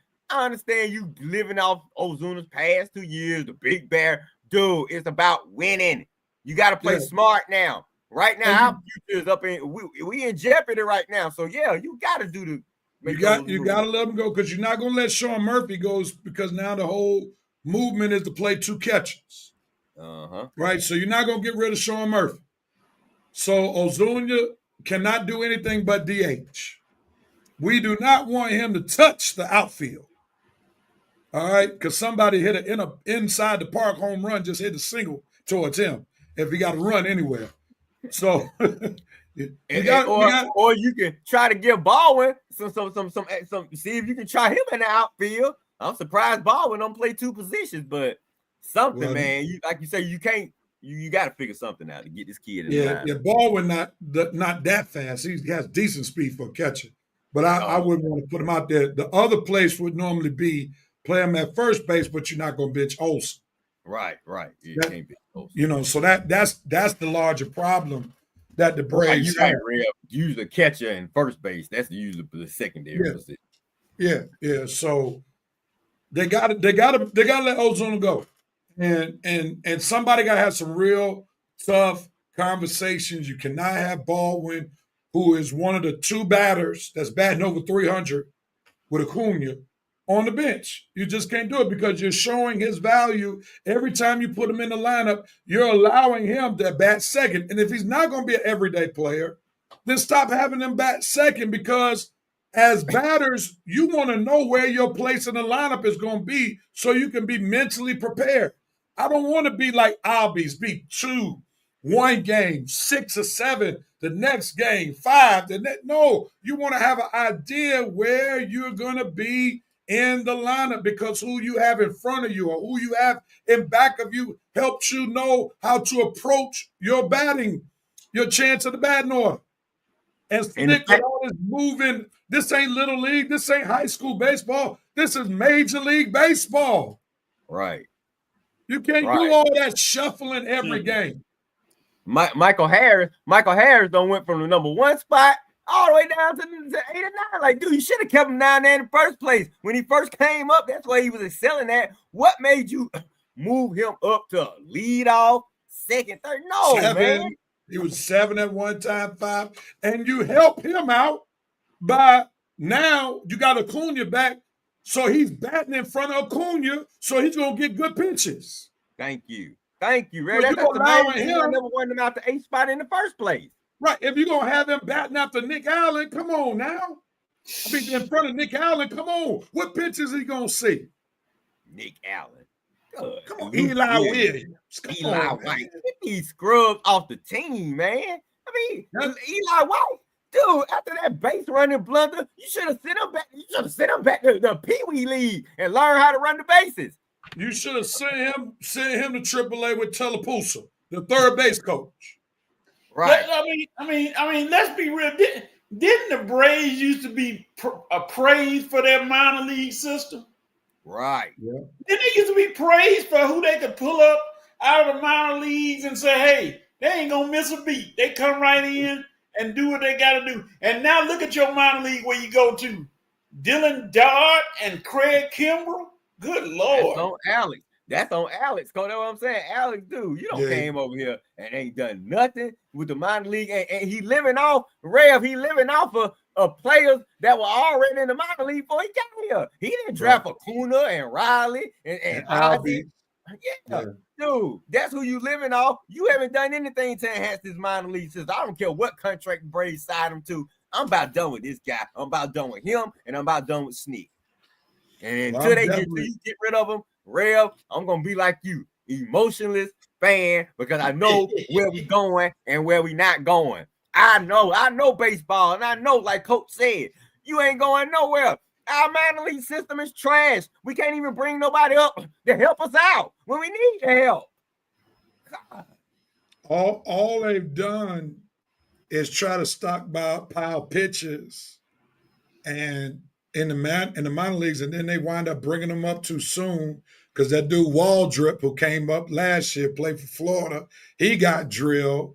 You know, I mean, they're just doing a terrible job with the farm system. And here's where major concern has to be read. You mentioned his name. Spencer Strider right now is signed until 2029. And that's disheartening because we don't know if he'll ever get that speed back on his fastball. 99, 100 is much different from 96. Oh, I know. If he don't have that fastball, dude, you got nothing. And I'm up here looking at him trying to be a finesse pitcher like Greg Maddux, trying to throw all these change-ups, sliders, and all of that stuff when his calling card pitch was the fastball, and he doesn't have that much velocity or as much velocity as he once was. And that's why batters are able to catch up with him, and he's not having the stellar performances. So there's a lot to be concerned about. Yeah, that's what I said, bro. When I looked at the whole team as a whole, you got Spencer locked up. That's what I'm saying. But you don't want to give Max Fried $200 million, but you'll give Fried, you'll lock him up to 2029, man. That's what I say. I just don't understand these moves. And if you hamstrung, come out and say, I'm hamstrung. There's only so much I can do. But don't act like you not hamstrung. Like, oh, no, man. I can spend whatever I need to spend. I have the leeway to do it. No, you don't. Yeah. No, you don't have the leeway to do whatever you need to do. If that was the case, Freeman would still be here. Fried would still be here. Swanson would still be here. And then you can still add pieces around them. Dude, you don't have the leeway. You are on a budget and you're not spending your money wisely, man. God. You could just tell by that relief pitching that he's on a budget. Yes. All these Scrubs, retreads, man. Out of these scrubs. all these Dollar Tree specials that he put on the roster, man. Oh, have mercy. This ain't Toronto, man. You're not gonna turn my Braves into your old team, the Blue Jays. I tell you, time to make a move. Oh my God! Every time y'all say it, I just think what you just said. I just think about what Max Fried is looking like. Good grief! Max Fried, Freddie Freeman, and Dansby Swanson on the first place team. You know what I'm saying? All these guys, they just excelling away from us, and here we are struggling. Well, Max Fried most likely will be the starting pitcher for the American League in the All-Star game. Coming back to Atlanta. Yeah. Well, I mean, that's sad. We got the All-Star game here while we looking like pure trash. The VP said Javier Lopez just entered the chat, said Bream also trying to be admitted. Mark Wollers just entered the chat. He'll be coaching the art of the slide. Yeah, the good old days when those guys farm. That's what I'm saying. Javier Lopez out the farm system, Woolers farm system. All these guys we got just ready to go in a moment's notice. Yep. All right, gentlemen, let's get to this thing real quickly. 5 of 5. This is the segment where we talk about 5 topics for 5 minutes. My co-hosts will have 1 minute apiece to talk about their topic, 45 seconds. Single screen, 15 seconds. Joint screen, which makes 1 minute. If they go over their minute, they get muted. While they're making their comments and giving their takes, Reverend Night Nation, feel free to make your takes in the comments, and we'll come to them right after my co-hosts finish their time debating. And as the VP does most weeks, he's given the sports rev the instructions to Q Lunits, and here we go. We got 5 on it. Let's do this thing here. We're going to go back to some basketball. The New York Knicks have let go of Tibbs, even though Tibbs led them to the Eastern Conference Finals, and the Knicks management said it wasn't enough. With that being said, Red, your thoughts? Tibbs on Tibbs being fired, who should be the replacement? What you got? Go. Well, I'm not gonna say it was a surprise. It wasn't a shock. Okay. I mean, you had players been talking about Tibbs all season. We all know he's famous for his rotations, the lack thereof anyway, playing players too hard. So I guess the Knicks thought a change was in order, and it was time to have a different voice. And I think that voice need to be a voice they've heard before. And it's been out the game for a while, but he just got back in it this past season. And I think he needs another opportunity. And another opportunity with his old team. See if he can get him over the hump. I think y'all know where I'm going. That's right. Mr. Jeff Van Gundy, defensive coach for the LA Clippers. I think he definitely should be one of the guys they call. I mean, he got him over the hump before, got him into the finals. I mean, you definitely know he's a respected coach. He's a coach I think Brunson and some of the other guys will listen to, especially if you fire Tibbs and bring in somebody. You need to bring in somebody that has some respectability. And I think Van Gundy would be a guy that might fit that bill. We'll see. Coach, your thoughts? I see where the Knicks are going, talking to Jason Kidd about, I want to have permission to talk to Jason Kidd. First of all, it was a ridiculous move because this man got you to the finals of the conference for the first time in 25 years. He won you the most games for the first time in a bunch of years. And you fired him. Leon Rose and James Dolan need to be right up in front of a camera explaining why they made the move. But if it was me, and hey, I'd take my chances and throw a bone at him and get somebody in there. I'm going for Ime Udoka for Houston.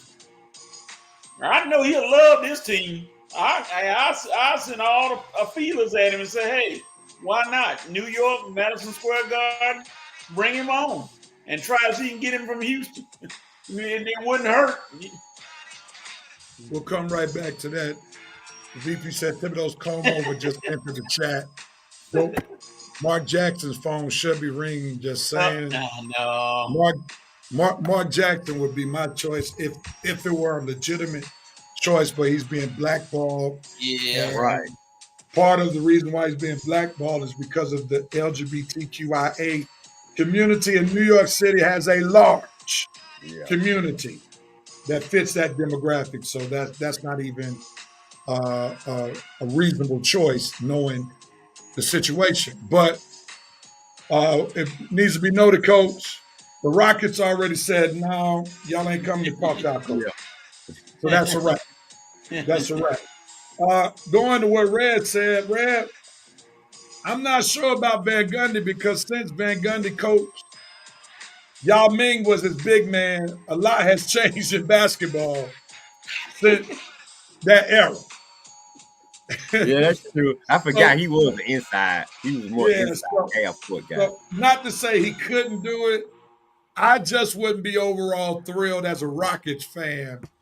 I mean, I'm a Knicks fan to say I'm bringing Van Gundy back. They may have a moment of nostalgia because he did have some great years, led him against some classic battles against Michael Jordan's Bulls. But the game has changed, and Van Gundy is not used to coaching a whole bunch of defensive liabilities like Karl Anthony Towns, like Jalen Brunson.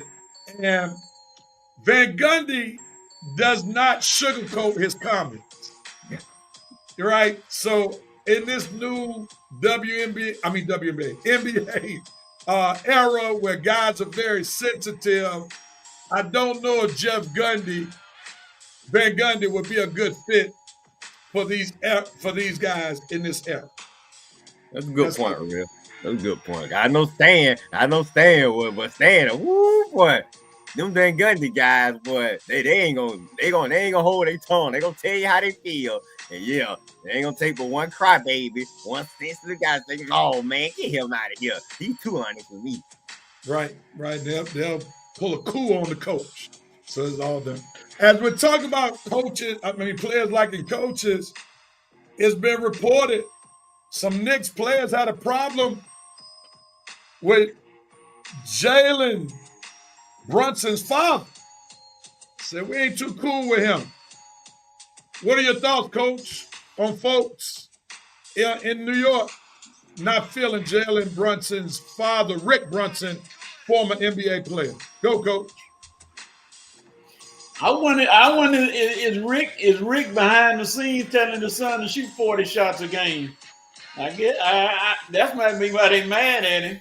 I don't know. Say, hey, Jalen, every time you get it, shoot it. Forget about your assist record. You the one that scored. Maybe he said that. I don't know. Well, it could be a number of many things with Rick Brunson because I can see him being a little outspoken because of his son, but you can't. Hey, you got to do what you got to do. But I don't know what exactly he said, but like I said, if they got a problem with it, they need to have a sit down. I don't think he's gonna be invited back next year on the coaching staff if he's on the staff. Ray, your thoughts? Yeah, I'm not gonna lie. I was kind of surprised that he was actually on the coaching staff to begin with. I mean, you don't usually see that a player's father, unless he was the head coach. But then most players probably want to play for their father if they were the head coach. But then having your father as an assistant coach on the bench, wow, I'm just saying. I wonder did that, like Coach said, I wonder did that maybe rub Tibbs the wrong way. I mean, I wonder what Tibbs' thoughts was on that, and what exactly is his dad coaching? Is he coaching Brunson behind the scenes too? Yeah, taking many shots. I'm saying, I just want to know what is his role on the team. Is he a personal coach to Brunson? Is he a defensive coach, or what? Does he even interact that much with Brunson? I'm just curious because I just never seen a coach and his son on the same team, and then the coach is an assistant coach, not even the head coach. So that was kind of peculiar to me. But I guess I'm not surprised that folks having a problem with it, but why they wait till after the season to come out? I'm surprised I wasn't hearing stuff like this during the season. Well, one thing that we got to remember is how he got on the staff. He just so happened to be brought on the staff the same year that they were recruiting Jalen Brunson as a free agent. Oh, yeah, okay. See, those things matter when you're trying to get certain players. So hiring his pops, who he obviously has love for, was a good recruiting tool for them to be able to better their chances to get his son. So they both came to New York during the 22-23 NBA season. So that's something to definitely remember. And obviously, Rick Brunson had issues with Dante DiVincenzo. Because if you remember that clip where DiVincenzo was in New York and he was coming for Rick Brunson, and they got into a verbal dispute. So obviously, DiVincenzo may have expressed after he left the Knicks what maybe some of the Knicks players who are currently there still felt when it came to Rick Brunson. But we'll maybe get more intel as time comes. And now, wasn't they on the Villanova team together? Brunson and DiVincenzo? Yeah, all of them. They were on the Knicks together. Right. I'm like, I would think he knows Brunson's dad. He probably been knowing him for a while that they would have a problem with each other. But so obviously there's some stuff that went down. Okay, yeah, probably in the past. And so had some issues with Rick Brunson, which gives credence to the story that maybe some of the Knicks players who are still on the team had problems with Brunson, because we already saw how DiVincenzo, once he left the Knicks, kind of voiced his displeasure with Rick Brunson. VP said, Moran's daddy just entered the chat. Let's take a shot at this one. Hey, y'all just said, I wonder if Nia Long is dating Rick Brunson. My God. Oh, Lord. All right, let's stay in the realm of basketball. There's a change up. We're going to see the USA versus the world in the All-Star game. Will that add competition? Will these guys actually go at it? Is this to change the spark that the NBA All-Star game needed? What says you, Red? Go. I think it is, because I think one thing I know, those international players aren't gonna take it off. They gonna actually play, especially giving them a chance to prove that they're better than the Americans. And you know, Rev, anytime you get to show that you better than us Americans, you always get up for that battle right there. So yes, I think this is a great idea, Commissioner. Finally, you're doing something that actually might work, because Jokic and some of those other international players, and then they lost the gold medal to the Olympics. So you know they're gonna be revved up to play when they lost the gold medal. So yes, I think this is a good idea, and it's gonna show you, if those Americans don't step up and play hard against these international players, they're gonna show you what a bunch of divas and real softies that they really are. And now it's gonna look what Rev said, is the AAU ruining the American players, because if they can't get up for competition against the international players, that's showing you, man, where is the Mamba mentality going in this country? Coach, your thoughts? To quote Michael Jackson's song, when the world plays the United States, it's gonna be blood on the dance floor, because the U.S. is gonna get killed by the foreign players. I mean, you look at a lineup of Shea Gilgeous, Jokic, Kumpo, those guys, the Kumpo. Good Lord. Yep. But hey, to Rev's case, the U.S. has LeBron. And that's all they need. I don't even think Red would say that right now. I'm trying to figure out how Rev got associated with LeBron in that take. I'm just trying to figure that one out. I'm going to give you Rev's own take, and I think they actually brought this out a year too soon. I would have brought this out after LeBron retired because LeBron has helped with the laissez-faire culture of the All-Star game, where they're not playing hard. They're just trying to put on a show. And in his last season, he's going to be voted in to be an All-Star. Now, some may hope that he chooses the same route he chose this year just to sit it out. If they do so, I think that'd be great for the game, because one of the things that is problematic with LeBron and why they probably don't compete is that he doesn't want to be shown up unnecessarily. And that was even shown one time at his camp where one of the campers dunked on him, and that film was discarded ASAP. Watergate tapes. Real, you know he take lots of hits for that moment. A lot of the haters, they ain't go to that moment. Yeah, so I think just knowing that alone shows me why he doesn't always play hard in the All-Star game, because any moment you get done up in the All-Star game, you already know that's going viral. The VP said, great idea, just not for the American players. This will be lopsided. Should be fun to watch, though. I don't know if it's going to be lopsided, because after you take, I tell you, Trail, put a player like Halliburton in the game. I bet you let Halliburton be on the team. He gonna play hard. Well, let me say this. So if we went with a starting five for the international players with Jokic, Giannis, Shai Gilgeous-Alexander, and Luka, who would be their fifth player? Probably like Bogdanovic or somebody like that. There gotta be somebody better than him. Somebody better. They'll find somebody else. All right, so here's the point. The American squad, saying in the words of the coach, will have more depth. Yeah,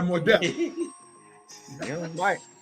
You see, so that's why I don't think it's going to be as lopsided as some people might think, because we can't even right now think of the fifth player who would round up their starting five. You see what I'm saying? Because it's probably going to be some non-all-star type guys on the team. Probably not even star players. So Vincent is offering Siakam. Oh, Siakam. That's a huge drop from Shai, Luka, Jokic, and Giannis to go to Siakam.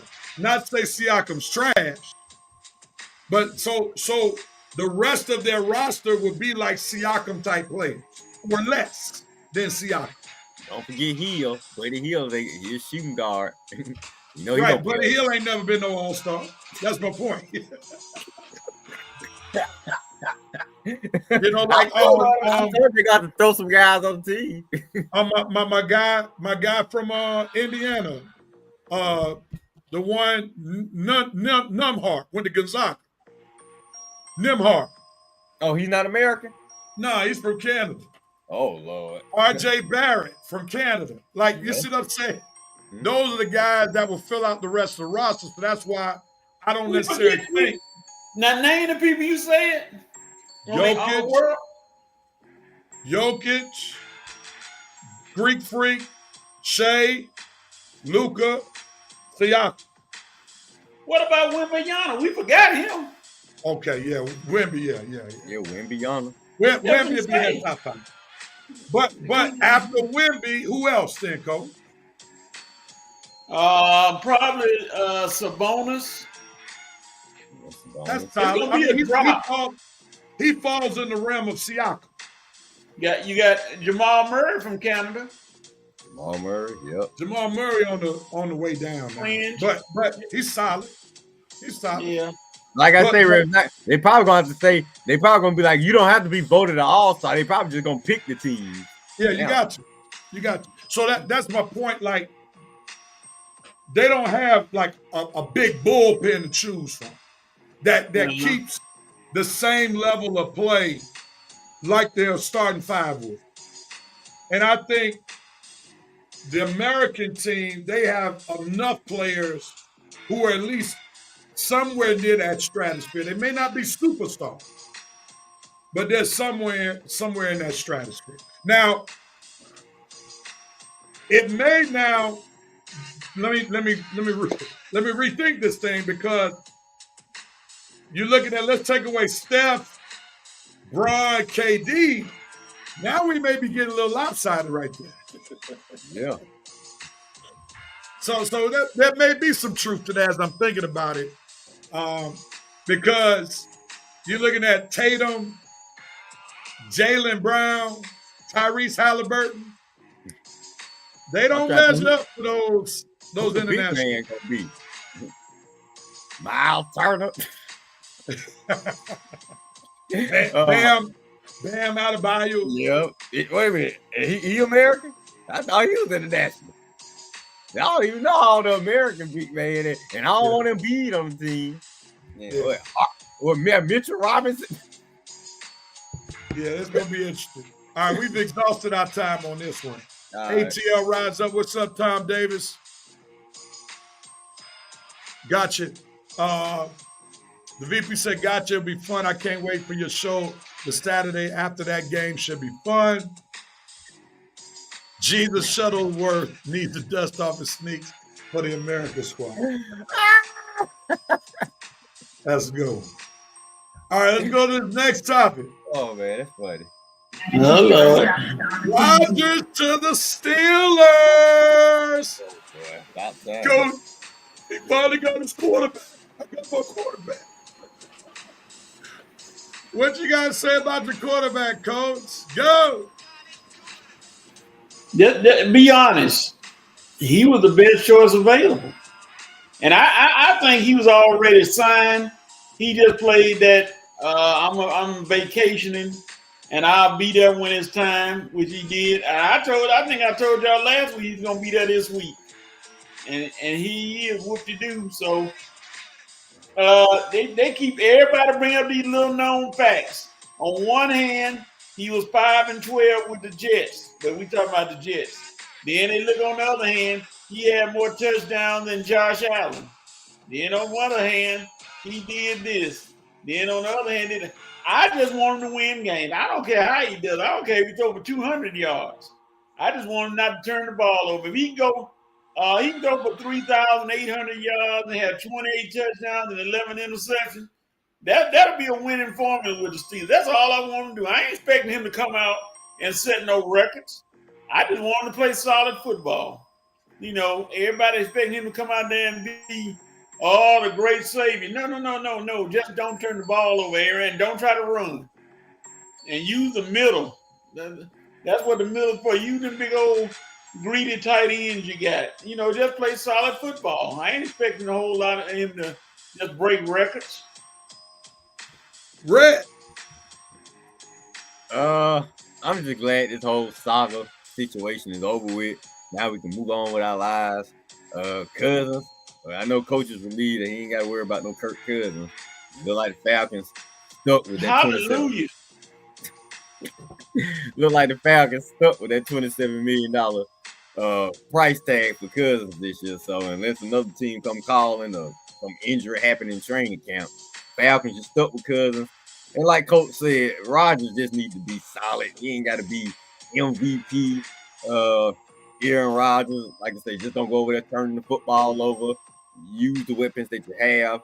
DK Metcalf. I would have loved to see him with DK Metcalf and Pickens for 1 year.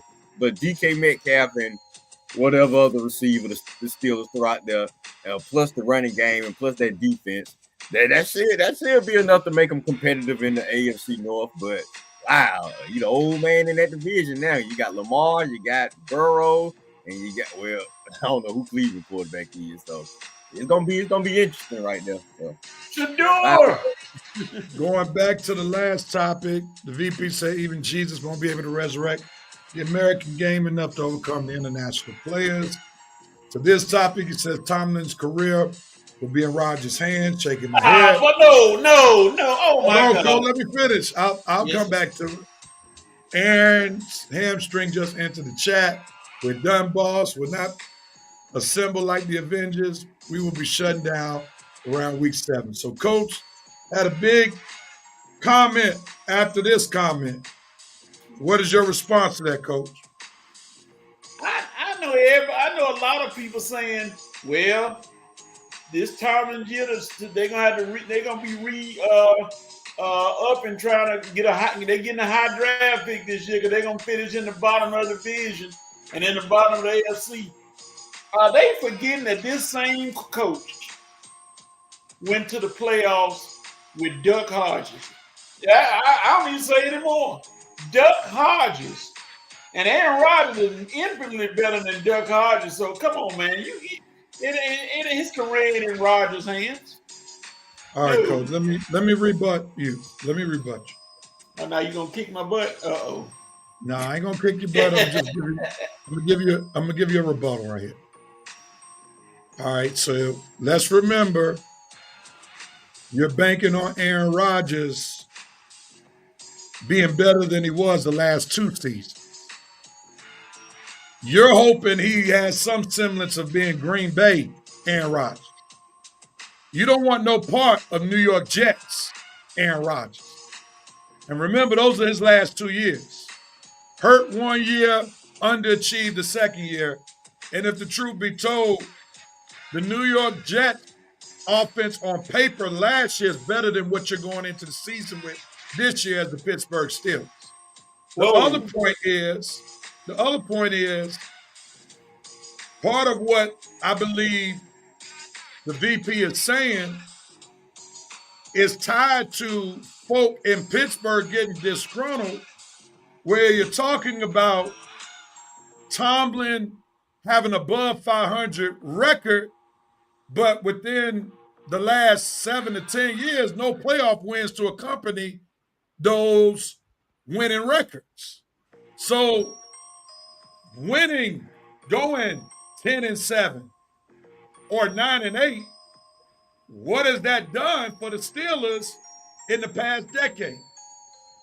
So now, if they underachieve with Rodgers, if they go 500, if they go 10-7 and don't win another playoff game, wouldn't there be a whole lot of buzz in Pittsburgh saying it's time to go? Time for Tomlin to go? It's gonna be some buzz, but I'm like you said, you up in that area, and it's just, and I know what you're saying. I totally agree, but it's people that not gonna support the team Tomlin no matter what, and that's another outside the thing. But they have to be considered. Now, Rodgers' stats last year. How would you rate them? His stats last year: 3,800 plus yards, 28 touchdowns, and 11 interceptions. Well, here's the thing. Do the stats sound somewhat decent? Yes, but what did that do leading to victory? But you look at the Jets. The Jets were rated one of the worst offensive lines in the NFL last year. And Rodgers, I mean, there are a lot of different factors. If you're leaning on the stability factor, the Steelers, for them to be much better than the Jets were, I can go along with their argument. It could be argued that the Jets should not have gotten rid of Salem so early during the season. True. So that could be an argument that somebody from Pittsburgh can hold on to. With that being said, the Steelers offense is in transition. You don't ride Harris out So he's wearing another uniform. I can believe that right You there. trade Pickens, who was your best receiver. Now you're trying to win it or be better with guys who are not your go-to players on this year's team. Or they weren't even your go-to players on last year's team, and you're bringing them in to go with a new quarterback, new starting running back, new number one wide receiver. That's going to be tough, and you're expecting Aaron Rodgers to be the Aaron Rodgers of Green Bay. Will he ever be a semblance of that? That's the question. One of the things that made Aaron Rodgers was his ability to keep the pocket moving, to scramble. Can he still do that? That's where the problems lie. You know, and therefore, I don't know if Tomlin helped himself going along to get along with keeping Aaron Rodgers, allowing him to not sign earlier. Because if this season winds up being like 500 or under, he's going to take the hit. Now, he should have never gone along with Rodgers taking his time to come to the team. He is going to be the person that's going to take the hit. He's going to be the fall guy. And that's going to be unfortunate, especially with all that he's done for that franchise. Has kept them steady. But rest assured, he is going to be the one that's going to take the hit. And that was by design. So that if it goes south, they're going to get rid of Tomlin, not the GM. And Tomlin doesn't deserve it. Well, I can say this. The Steelers are going to make the playoffs, and in your words, they're going to do some damage. Book it. See, now that's fandom talking. I need you. I had to say book it. I had to throw that in there. Yeah, I need you to articulate it because we're looking at their roster right now may be the third best roster in their division. Best case scenario. Okay. I can slightly dispute that. I know Baltimore head and shoulders, no problem. Cincinnati, all offense, no defense. No defense. They didn't do anything. Then their best defensive player is not even playing, which means they don't have much of a defense to work in. And Cleveland, they still trying to see if Deshaun Watson can go. Well, they've replaced Deshaun Watson. They replaced defense, though. And if they get some serviceable QB play, yeah, that won't bode well for the Steelers. Right.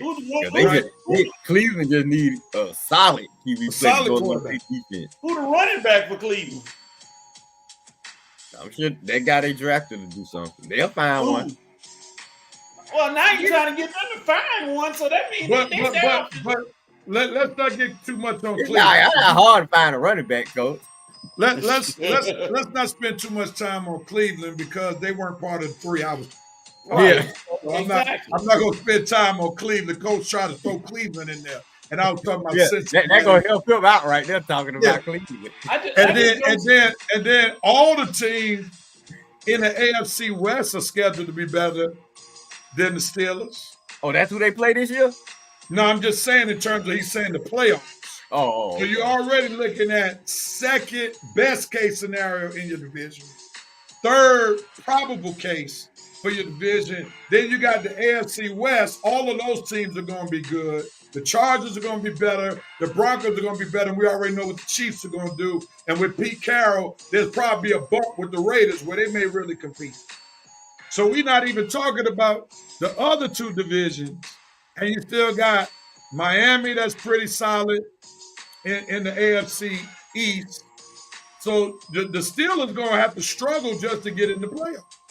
And way Eric Glenn talking, he said Justin Fields is looking great. He said he can't wait to see him. I know he's just talking right now, but still. I think to a degree, man, the Steelers have set Tomlin up. That's my feeling. I hope he proves me wrong, and I hope he balls out because I love to see a black man do well. But I think the Steelers have done a disservice to Mike Tomlin this season. Yeah. Having that man go along with Aaron Rodgers taking his time to sign, having Aaron Rodgers call the shots when you got, if Shador is supposed to be better than where he was drafted, he was there for 4 rounds. For 4 rounds, and you don't choose him at all? Even if you get Rodgers, you trying to tell me he's so insecure now that he can't have a backup quarterback of Shador's stature to play behind him? And the Steelers went along with that foolishness. And that's why the Steelers are in the situation that they're in right now, because they placated the Big Ben all them years, didn't draft nobody behind them. And now that's why they're still in a search for a starting quarterback, long-term starting quarterback. But I'm gonna end it with this. To that point, if it was August and this was going on in September, I wouldn't have any confidence. But it's just June. I understand what you're saying, but you're not. Don't they develop some kind of camaraderie in the off season? Well, that's why he did it now. When free agents sign, I ain't saying it's the right thing. But look, I'm not saying it's the right thing. Your fandom gets in the way sometimes of being objective.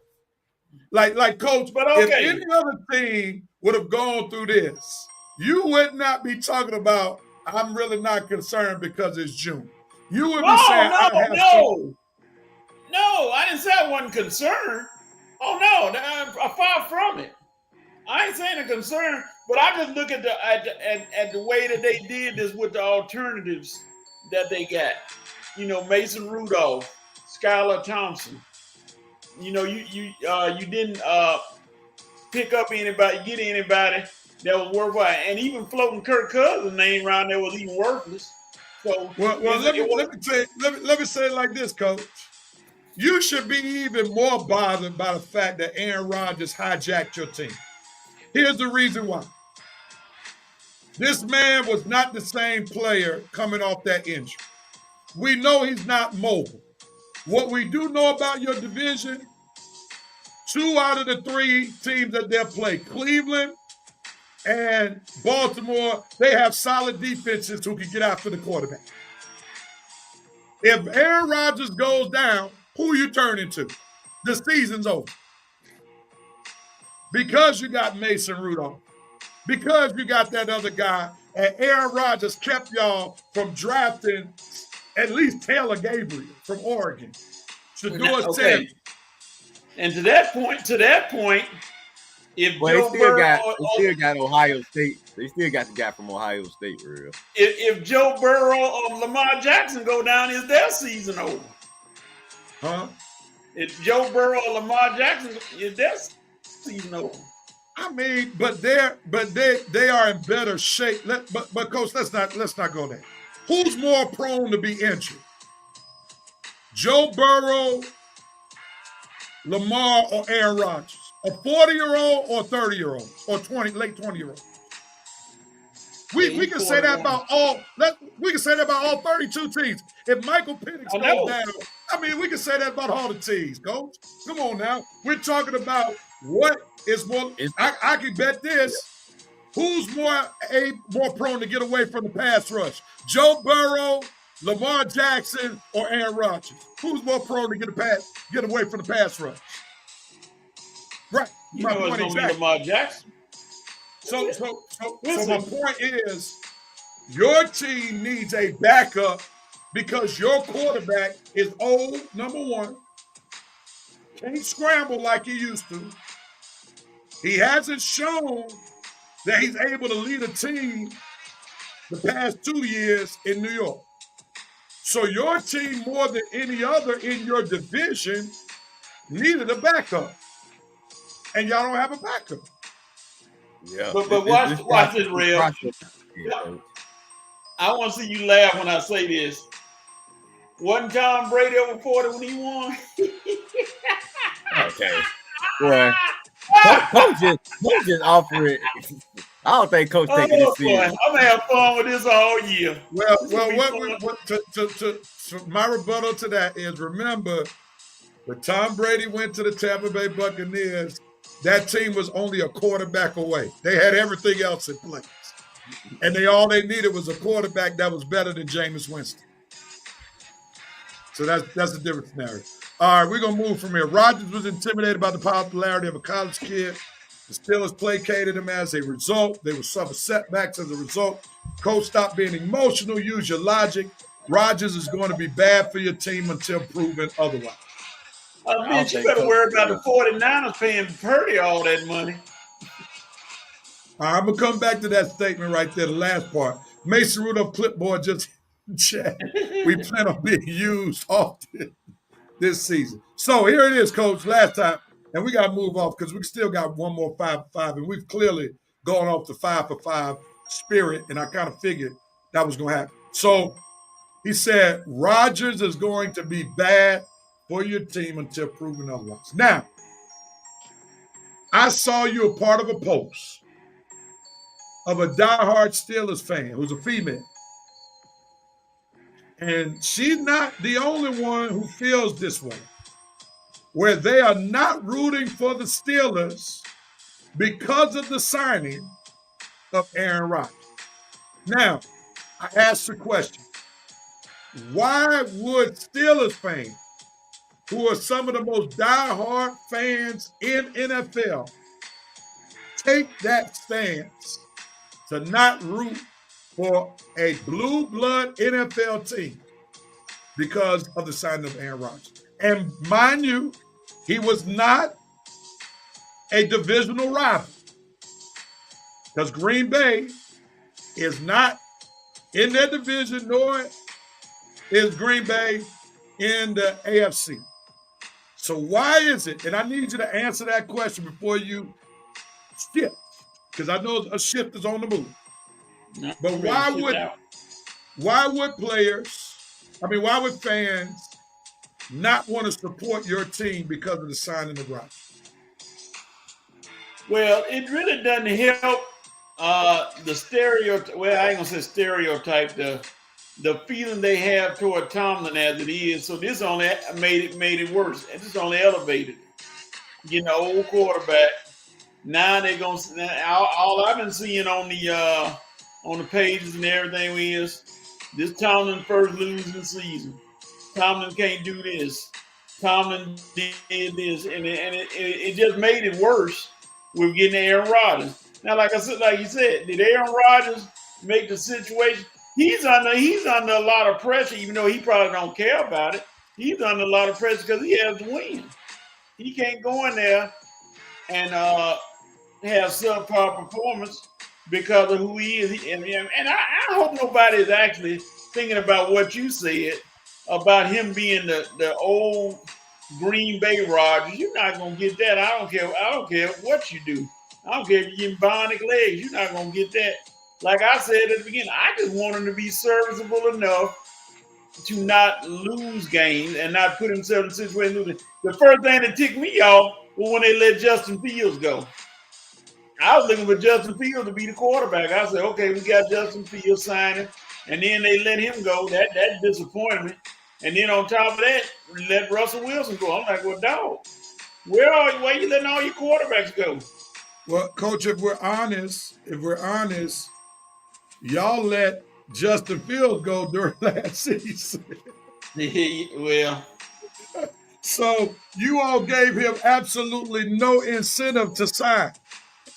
After you all, and then Tomlin was putting his chest out there. That's why they paid me the big bucks to make that decision. And now it backfired. Right? He was busting out his chest and all of that stuff. And then y'all got fool's gold with Russell Wilson winning those first few games. And then because he was busting his chest out, he couldn't go back to Justin Fields. So you lost Justin Fields during last year because you disrespected him. Like, here's the thing we got to agree with, Coach. Like one of the things that you have seen on today's show alone is our ability to be objective. As much as Red and I are diehard Braves fans, we have called a spade a spade. We have called the GM out. We have called the manager out. We've called the personnel out. And I've let it be known the Braves are my favorite sports team out of all sports. Even though baseball's not my favorite sport, but the Braves are my favorite. Y'all see, I travel to Braves games. I go up to Philly. I go up to Washington, D.C. When I come back to Atlanta, if they are in town, I'm going to make it my business to get to a Braves game. But yet you've been able to see how objective I can be. And sometimes, Coach, you got to call a spade a spade. You cannot be happy with the way the Steelers have been handling business, not just this offseason with Rodgers, but you talking about re-sign Field. That was an entitled statement. Like, because we're the Steelers, forget what we did to him. Forget we stole his confidence. Forget we benched him for an older guy after he was doing somewhat solid. We should have just re-signed him just because we're the Steelers, not taking into account that y'all disrespected the man. Like, come on, Coach. We're going to get some objectivity and call the Steelers organization out for what they're doing. In no world is it good for the Steelers to wait till the season ended in February and we just now getting to June and you know who your starting quarterback after you had a chance to draft someone better than Will Howard, who nobody really wanted. And that's one of your Achilles heel. Even if Rodgers is serviceable this year, you still got a quarterback problem next year. Mm-hmm. That's the problem. Yeah, I'm shocked with that, Ray. I mean, the Steelers being the organization that they are. I mean, this whole process to me was just not wise. It was surprising that they would take this stance. I mean, you go through the whole summer, the whole draft go by. We let all of May go by into June, and you still waiting on Aaron Rodgers. Even if Rodgers said he was going to be your quarterback guaranteed, like you say, you still got to prepare for the next season and beyond. How many years is Rodgers going to play? 1, maybe 2 if that, but 1 probably. Who's going to be your quarterback, like you say, who's going to be the quarterback next year? Not drafting Shedeur Sanders, to me, was a huge mistake by the Steelers. Because, I mean, you could have, to me, that probably would have calmed things down. You would have had a fan base. Okay, if Rodgers don't work out, we can go to Deion son. We can develop him. He's our quarterback for the future moving on. Okay. You think the white America up there in Pittsburgh would have been happy? Seriously? With Shedeur? I mean, he would have been a great pick, but you think they would have been satisfied with him coming in to be a backup? He would have had to prove himself. But I mean, y'all had worse situations as a black quarterback. You know, you had a fan base that wanted to run Michael Vick out of there because of the dogfight. Yeah. So I don't think the vitriol towards Shedeur would have been worse than Mike Vick. I think sensible Steelers fans and knowledgeable Steelers fans would have said, if we don't pick him up, who we got? Yeah. Because at least we can say we got somebody, according to the branding, that should be around more than one season. Like, you should have had a second, third round pick to be a quarterback, period. If Aaron Rodgers comes or not, there is absolutely no way you wait till 6th, 7th round to pick up Will Howard, who nobody expects to do anything.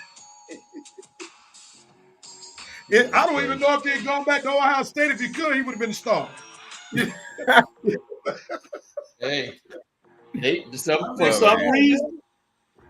for some reason, they seem to love him up in Pittsburgh. I'm looking at the Pittsburgh stuff. I don't know why. They seem to love him. If they loved him that much, they wouldn't have been waiting till June to pick up Aaron Rodgers. No, I'm talking about the fans. I'm talking about the fans. I ain't talking about the organization. Real, this is getting bad. So, Coach, you have no problem. That's why they love him. He's from near where I stay. He's from Chester County. He's a Pennsylvania guy. So that's why he went to high school in Pennsylvania. That's why they love him, because he's from Pennsylvania.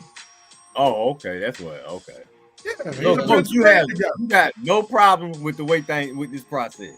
And if you could do it over again, y'all keep trying to twist it around like I don't have a problem with it. I said it wasn't the most popular, the right decision, but we got to live with it now. I mean, they don't have a choice. They got to live with it. It's been made now. You got to live with it. You're right, All right. Rev. Here's a statement right here. Yeah, Dante has come in. VP said coach's fandom has failed him. Dante said, for the Steelers to be one of the best organizations, not just in the NFL, but all sports in America, they've handled this offseason poorly.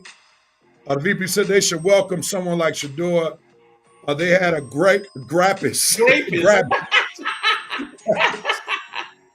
Has their QB for years. That is no typo. Dante said, and to me, it's not even about Sanders. It's about the complete mishandling of the most important position on the field. And Rodgers going to play there for 1 year. Vincent Woodrow, the VP, said the Steel City embraced Flash. So Shador would have been fine, Coach. Talking about Cordell Stewart. That's right. The VP said coaches into the chat. He will be the prosecutor star witness against Diddy. Oh Lord, not Diddy. Not Diddy. Oh Lord, not him. Oh man, that's crazy. You know, Coach Revival, I don't know, Red, if you're a part of this group. Are you a part of the Facebook group called Braves Country? I might have posted it. I don't think I posted this season. Why? Yeah, so like if you post anything bad about the Braves, or if you like say Snickers, horrible, he needs to be fired. Can you do a better job? You know, Yeah. You know, they find a reason to always like defend. Oh, I know.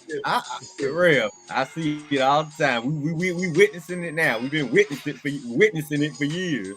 Yeah, coach love it. Like, there's no doubt about it. The Steelers are his favorite franchise. We get that at all the sports. Yeah, no doubt about it. All right, Coach, we're gonna take you off the hot seat, and for your sake and Mike Tomlin's sake, I hope Aaron Rodgers pans out, because if it doesn't pan out to at least a playoff victory or two, Mike Tomlin's gonna be the fall guy. And they're going to blame him for allowing Aaron Rodgers to take all of this time before he signed. It's going to be Mike Tomlin. It's going to be a black, and that's part of the problem I have with it. It's going to be a black man that's going to be the fall guy for this foolishness. That's why I have even more problem with what's going on. But I hope Tomlin is able to overcome the odds, once again, show them, look, y'all give me a bad deck. I'm going to make the best out of this bad deck. And I'm gonna be able to do what I need to do. I hope he can resign before all that happens. If he can see it coming, he's like, man, they ain't finna blame me. I'm out. Yeah. They gave him a bad deck with Kenny Pickett. That's even worse. Well, yeah, that's true. But that was the evaluators of talent's fault right there. Thinking that Kenny Pickett was gonna be a good quarterback. All right, we're going to turn this 5-5 because the 5-5 music been going on about 10 more minutes longer than it was supposed to, because something told me the Steelers topic and the Knicks topics were going to be a little bit longer. So we'll just make it. We should have had them for none 5-for-5 topics. Yeah. I mean, when I saw the 5-5 said, good luck with us only taking 25 minutes with these topics. This serious topic right here, and we got to address it. I don't think okay, there we go.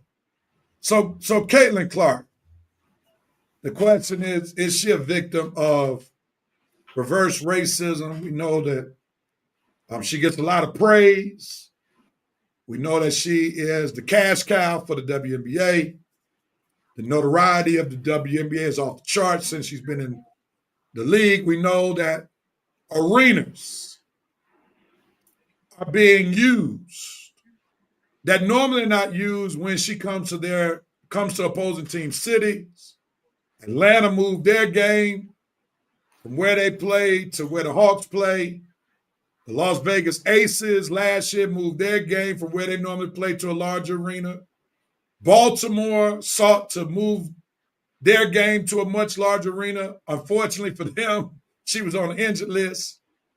So that ticket, the cheapest ticket, went from $80 some odd to $3. because Caitlin didn't play. So the question is being raised, and we'll give everybody 2 minutes to talk about it if you want to use up to 2 minutes. Is Caitlin Clark being victimized by reverse racism? Coach, since you were on the hot seat a lot that last segment, we're going to let you cool it off for us with this segment. What says you? Meet the kids. Oh, only thing I don't like about this situation is a lot of false statements are being said on both sides. Somebody said Asia Wilson saying something, and Asia Wilson ain't said nothing about Clark. You got Angel Reese, of course. And the good thing about it is Clark, throughout all this, has not been one to come out and say, I don't know why Black America is against me and all that stuff. This girl, all she does is play basketball. And that's all she wants to do, play basketball. But for some reason, they think because she get fouled a lot and because of all stuff going on with her, that everybody's against her. Everybody's not against her. She has fans and she has players on the league, black and white, that support her. And this reverse thing going on. Angel Reese, I've seen it with her. I remember back when she first started, she and she beat Caitlin Clark in that LSU game. She been playing the villain role, but now she don't want to embrace the villain role. Now she want people to feel sorry for her. And it's unfortunate because both girls deserve to be able to play. Both girls deserve it, and they made this a feud. This is not, somebody said like Magic Johnson and Bird. I said, no, it's not even close. This is feud more toward hate statements than actual play. So I think it's unfortunate for her. She has to deal with this. Clark, while we're talking about it, it's unfortunate she had to deal with it because all she want to do is play basketball. And then they try to get her to say stuff and lump her into racial statements, which are not true. So it's just a mark on the game with a good WNBA season going on. And you got teams that are playing better and everything. This kind of mess has to come be involved. And it's more, to me, it's just ridiculous how people won't let it go. All right. Before Red chimes in, let's see what the VP said. Clark is a victim of being a heterosexual white woman, great white hope, face of the league in the WNBA. She's guilty of being that. America traditionally has a thirst to have a great white player in many of the sports where their non-melanated kind no longer dominate. The answer is no to the reverse racism, but yes to her heterosexuality while being white. Social media is the driver of this narrative. It really sucks, especially in the state of our country and the orange joke in charge next. So the VP is arguing is not driven by race, it's driven by her heterosexuality in a sport that is dominated by the LGBTQIA community. And that's one of the driving points he's saying that is hurting Caitlin Clark, not necessarily racist. What'd you say, Red? That's an excellent point made by VP, and you probably giving me a little fuel to my fire. I'm gonna say it's probably a mixture of both because the LGBT community is definitely it's heavy in the WNBA.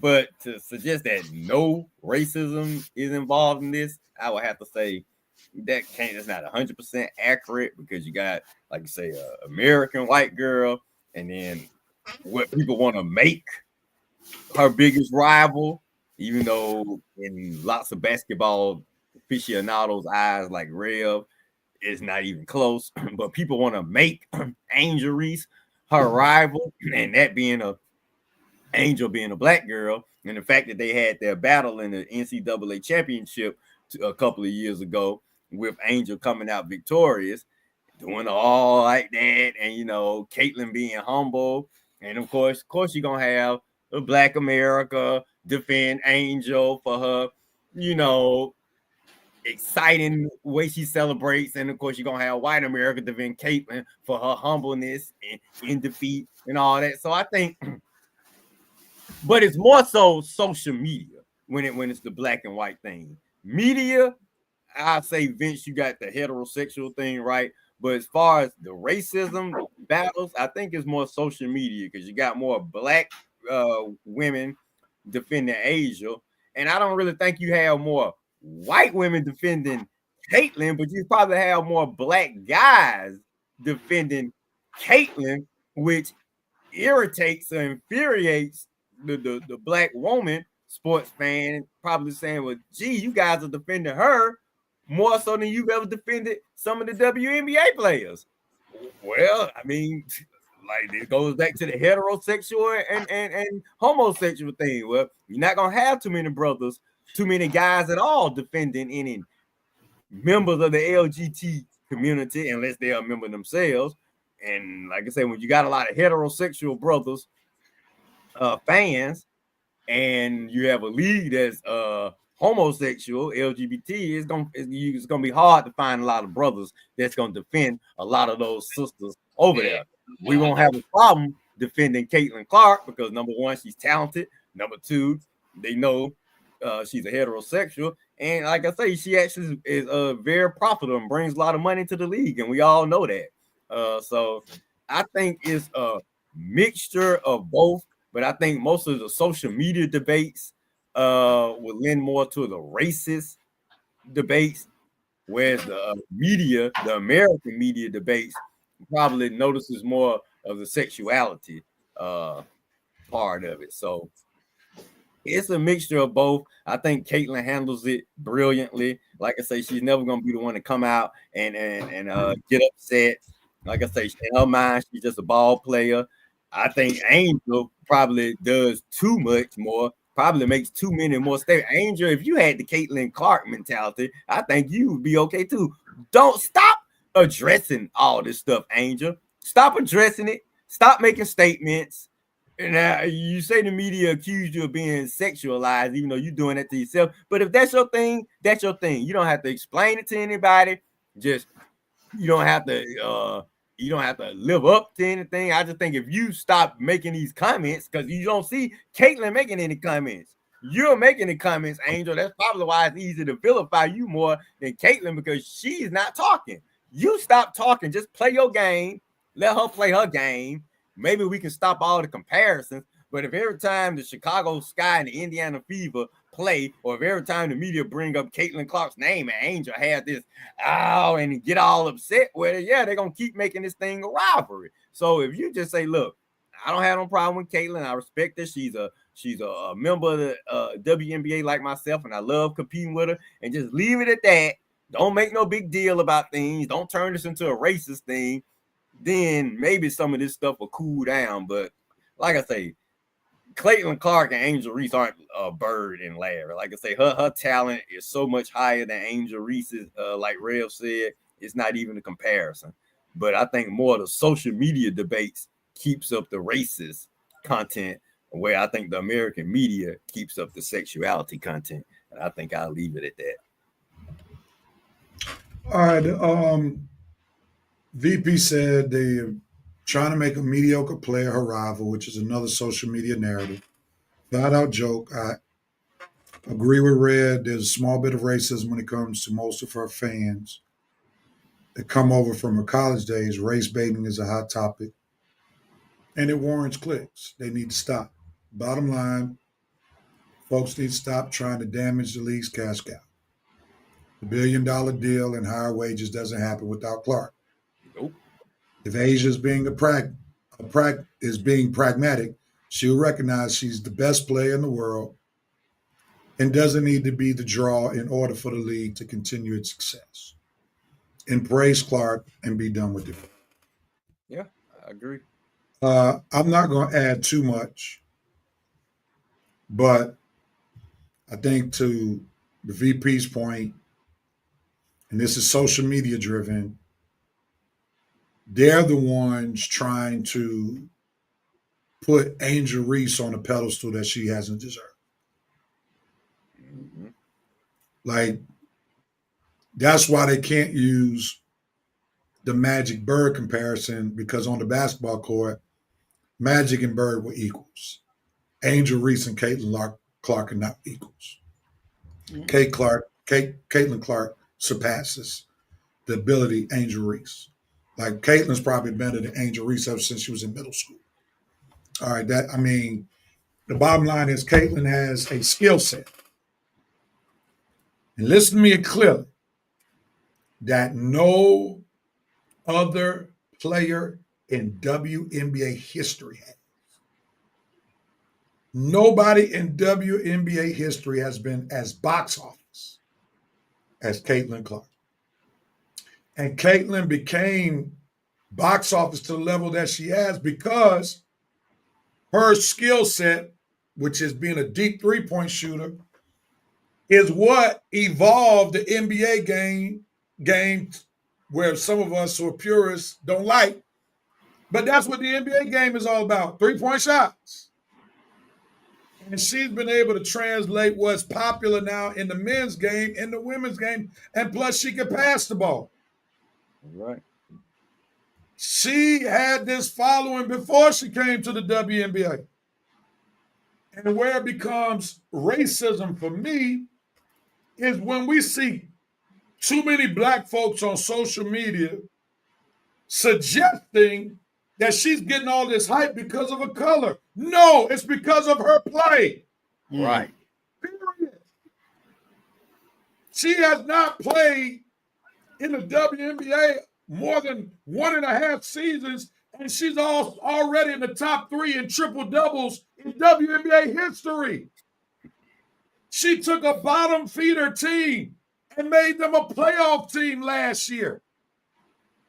They didn't do that because of Aaliyah Boston. They did that, no shade to the Gamecocks VP, but they did that because of Caitlin Clark. The team, the team, all-star team beat the USA national team. A lot of that was because of Caitlin Clark being their point guard. Like, stop this foolishness. These owners ain't getting new arenas or larger arenas to play those fever games, road games, because she's white. No, because she can play and she sells tickets. Yep, Let's stop this foolishness. And we as black folk, especially those of us who are for the cause, we are weakening our pro-blackness when we can't call a spade a spade. This is not a race issue.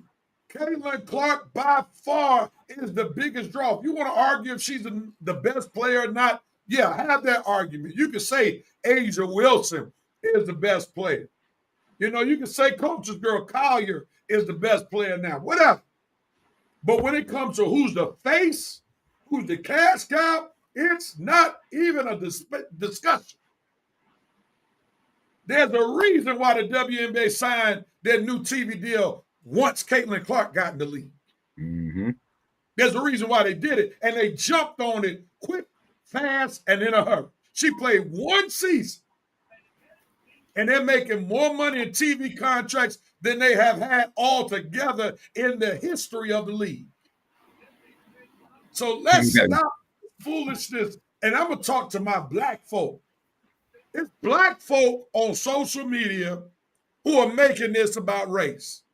Black folk like Ryan Clark, who's sitting up there talking about, you know, if you're going to talk about the advancement of the league, you can't forget about Angel Reese. Yes, I can. What? Why not? Yes, I can forget about Angel Reese.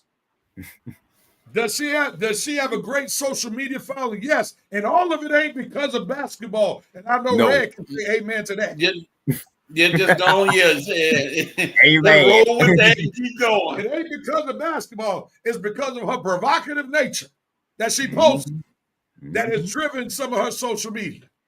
When it comes to Caitlin Clark, it's all about Caitlin, don't even think about doing what Angel does. Please, dog. Right. You talking about Man, Angel? please. If Angel Reese looked like Della Reese, they wouldn't even be having as much of a following. Come on now. Call it what it is. Exactly. He said Della Reese. Yeah. If she I was mean, a big Caitlin girl, Clark is all basketball. All what drives her viewership and fellowship is about basketball. Period. That's right. Period. We're gonna end with the VP, and then we're gonna put a wrap on the show. Clark's basketball IQ is off the charts. I'm a fan until proven otherwise. Yeah, IQ is off the chart. He said Boston's game had improved due to Clark. No shade take, Reverend Doctor. Yeah. Black folk are being emotional on this topic. They're not using their logic. It's shameful. I get tired of debating those idiots online. Yep, no doubt about it. All right, that was great discussion, and we're gonna keep it real on this page, on this show, even when it comes to the Pittsburgh Steelers. See, there you go. See, here you go. That's okay. We're gonna keep Coach honest on this show. I know what to do for that. Oh, God. That's what. Oh, I thought he just cut off on us. Hey, Jack Nicholson, feel good man. You can't handle the truth, Coach. You can't handle the truth. All right, man. Let's get out of here. Who has the right to do what, when, where, and how for this week? Red, we'll start with you, bro. What you got for us? All right. Hey, Red don't pump me up, man. I guess I get pumped up for like you have it right. All right, Hawks. You got the right to stop teasing your fans, okay? Stop making them think that Kevin Durant has a chance to come here, because he don't, okay? So please, please, please stop teasing your fans. First, you need to hire a president of basketball operations, and then you need to do what the Indiana Pacers and OKC have done to get to the finals.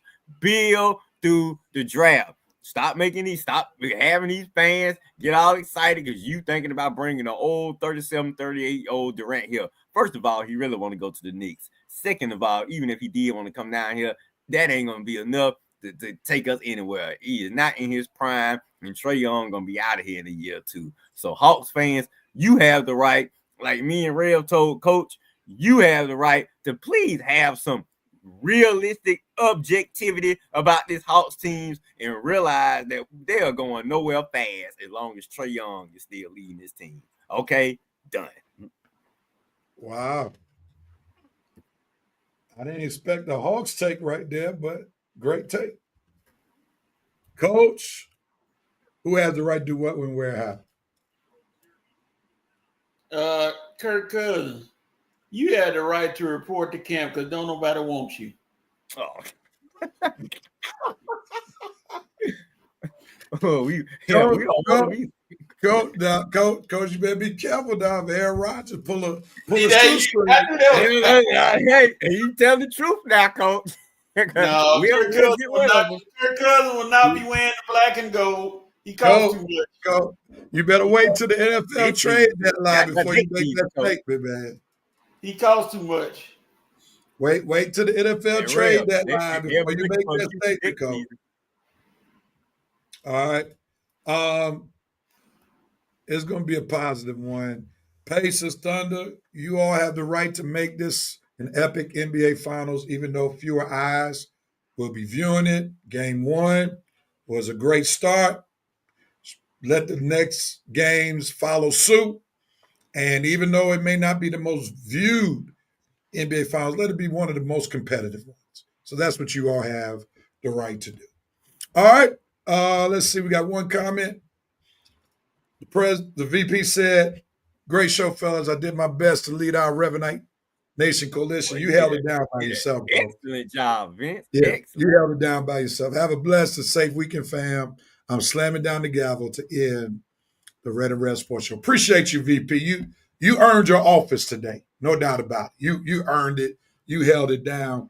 And we thank you very much. And we thank everybody for watching episode 380 of the Red and Red Sports Show. We ask that you share this broadcast on your Facebook page. Subscribe to our YouTube channel. Share it by way of YouTube. Text it to somebody so somebody else can become a part of Revenite Nation. We salute Red and Coach for a good show. And we look forward to being back with you on the same Facebook page, same YouTube channel, same time next week for episode 381 of the Red and Rev Sports Show. With that being said, everybody enjoy your sports week. And we look forward to seeing you all next week for episode 381. We're out of here, folks. Thanks again. Peace.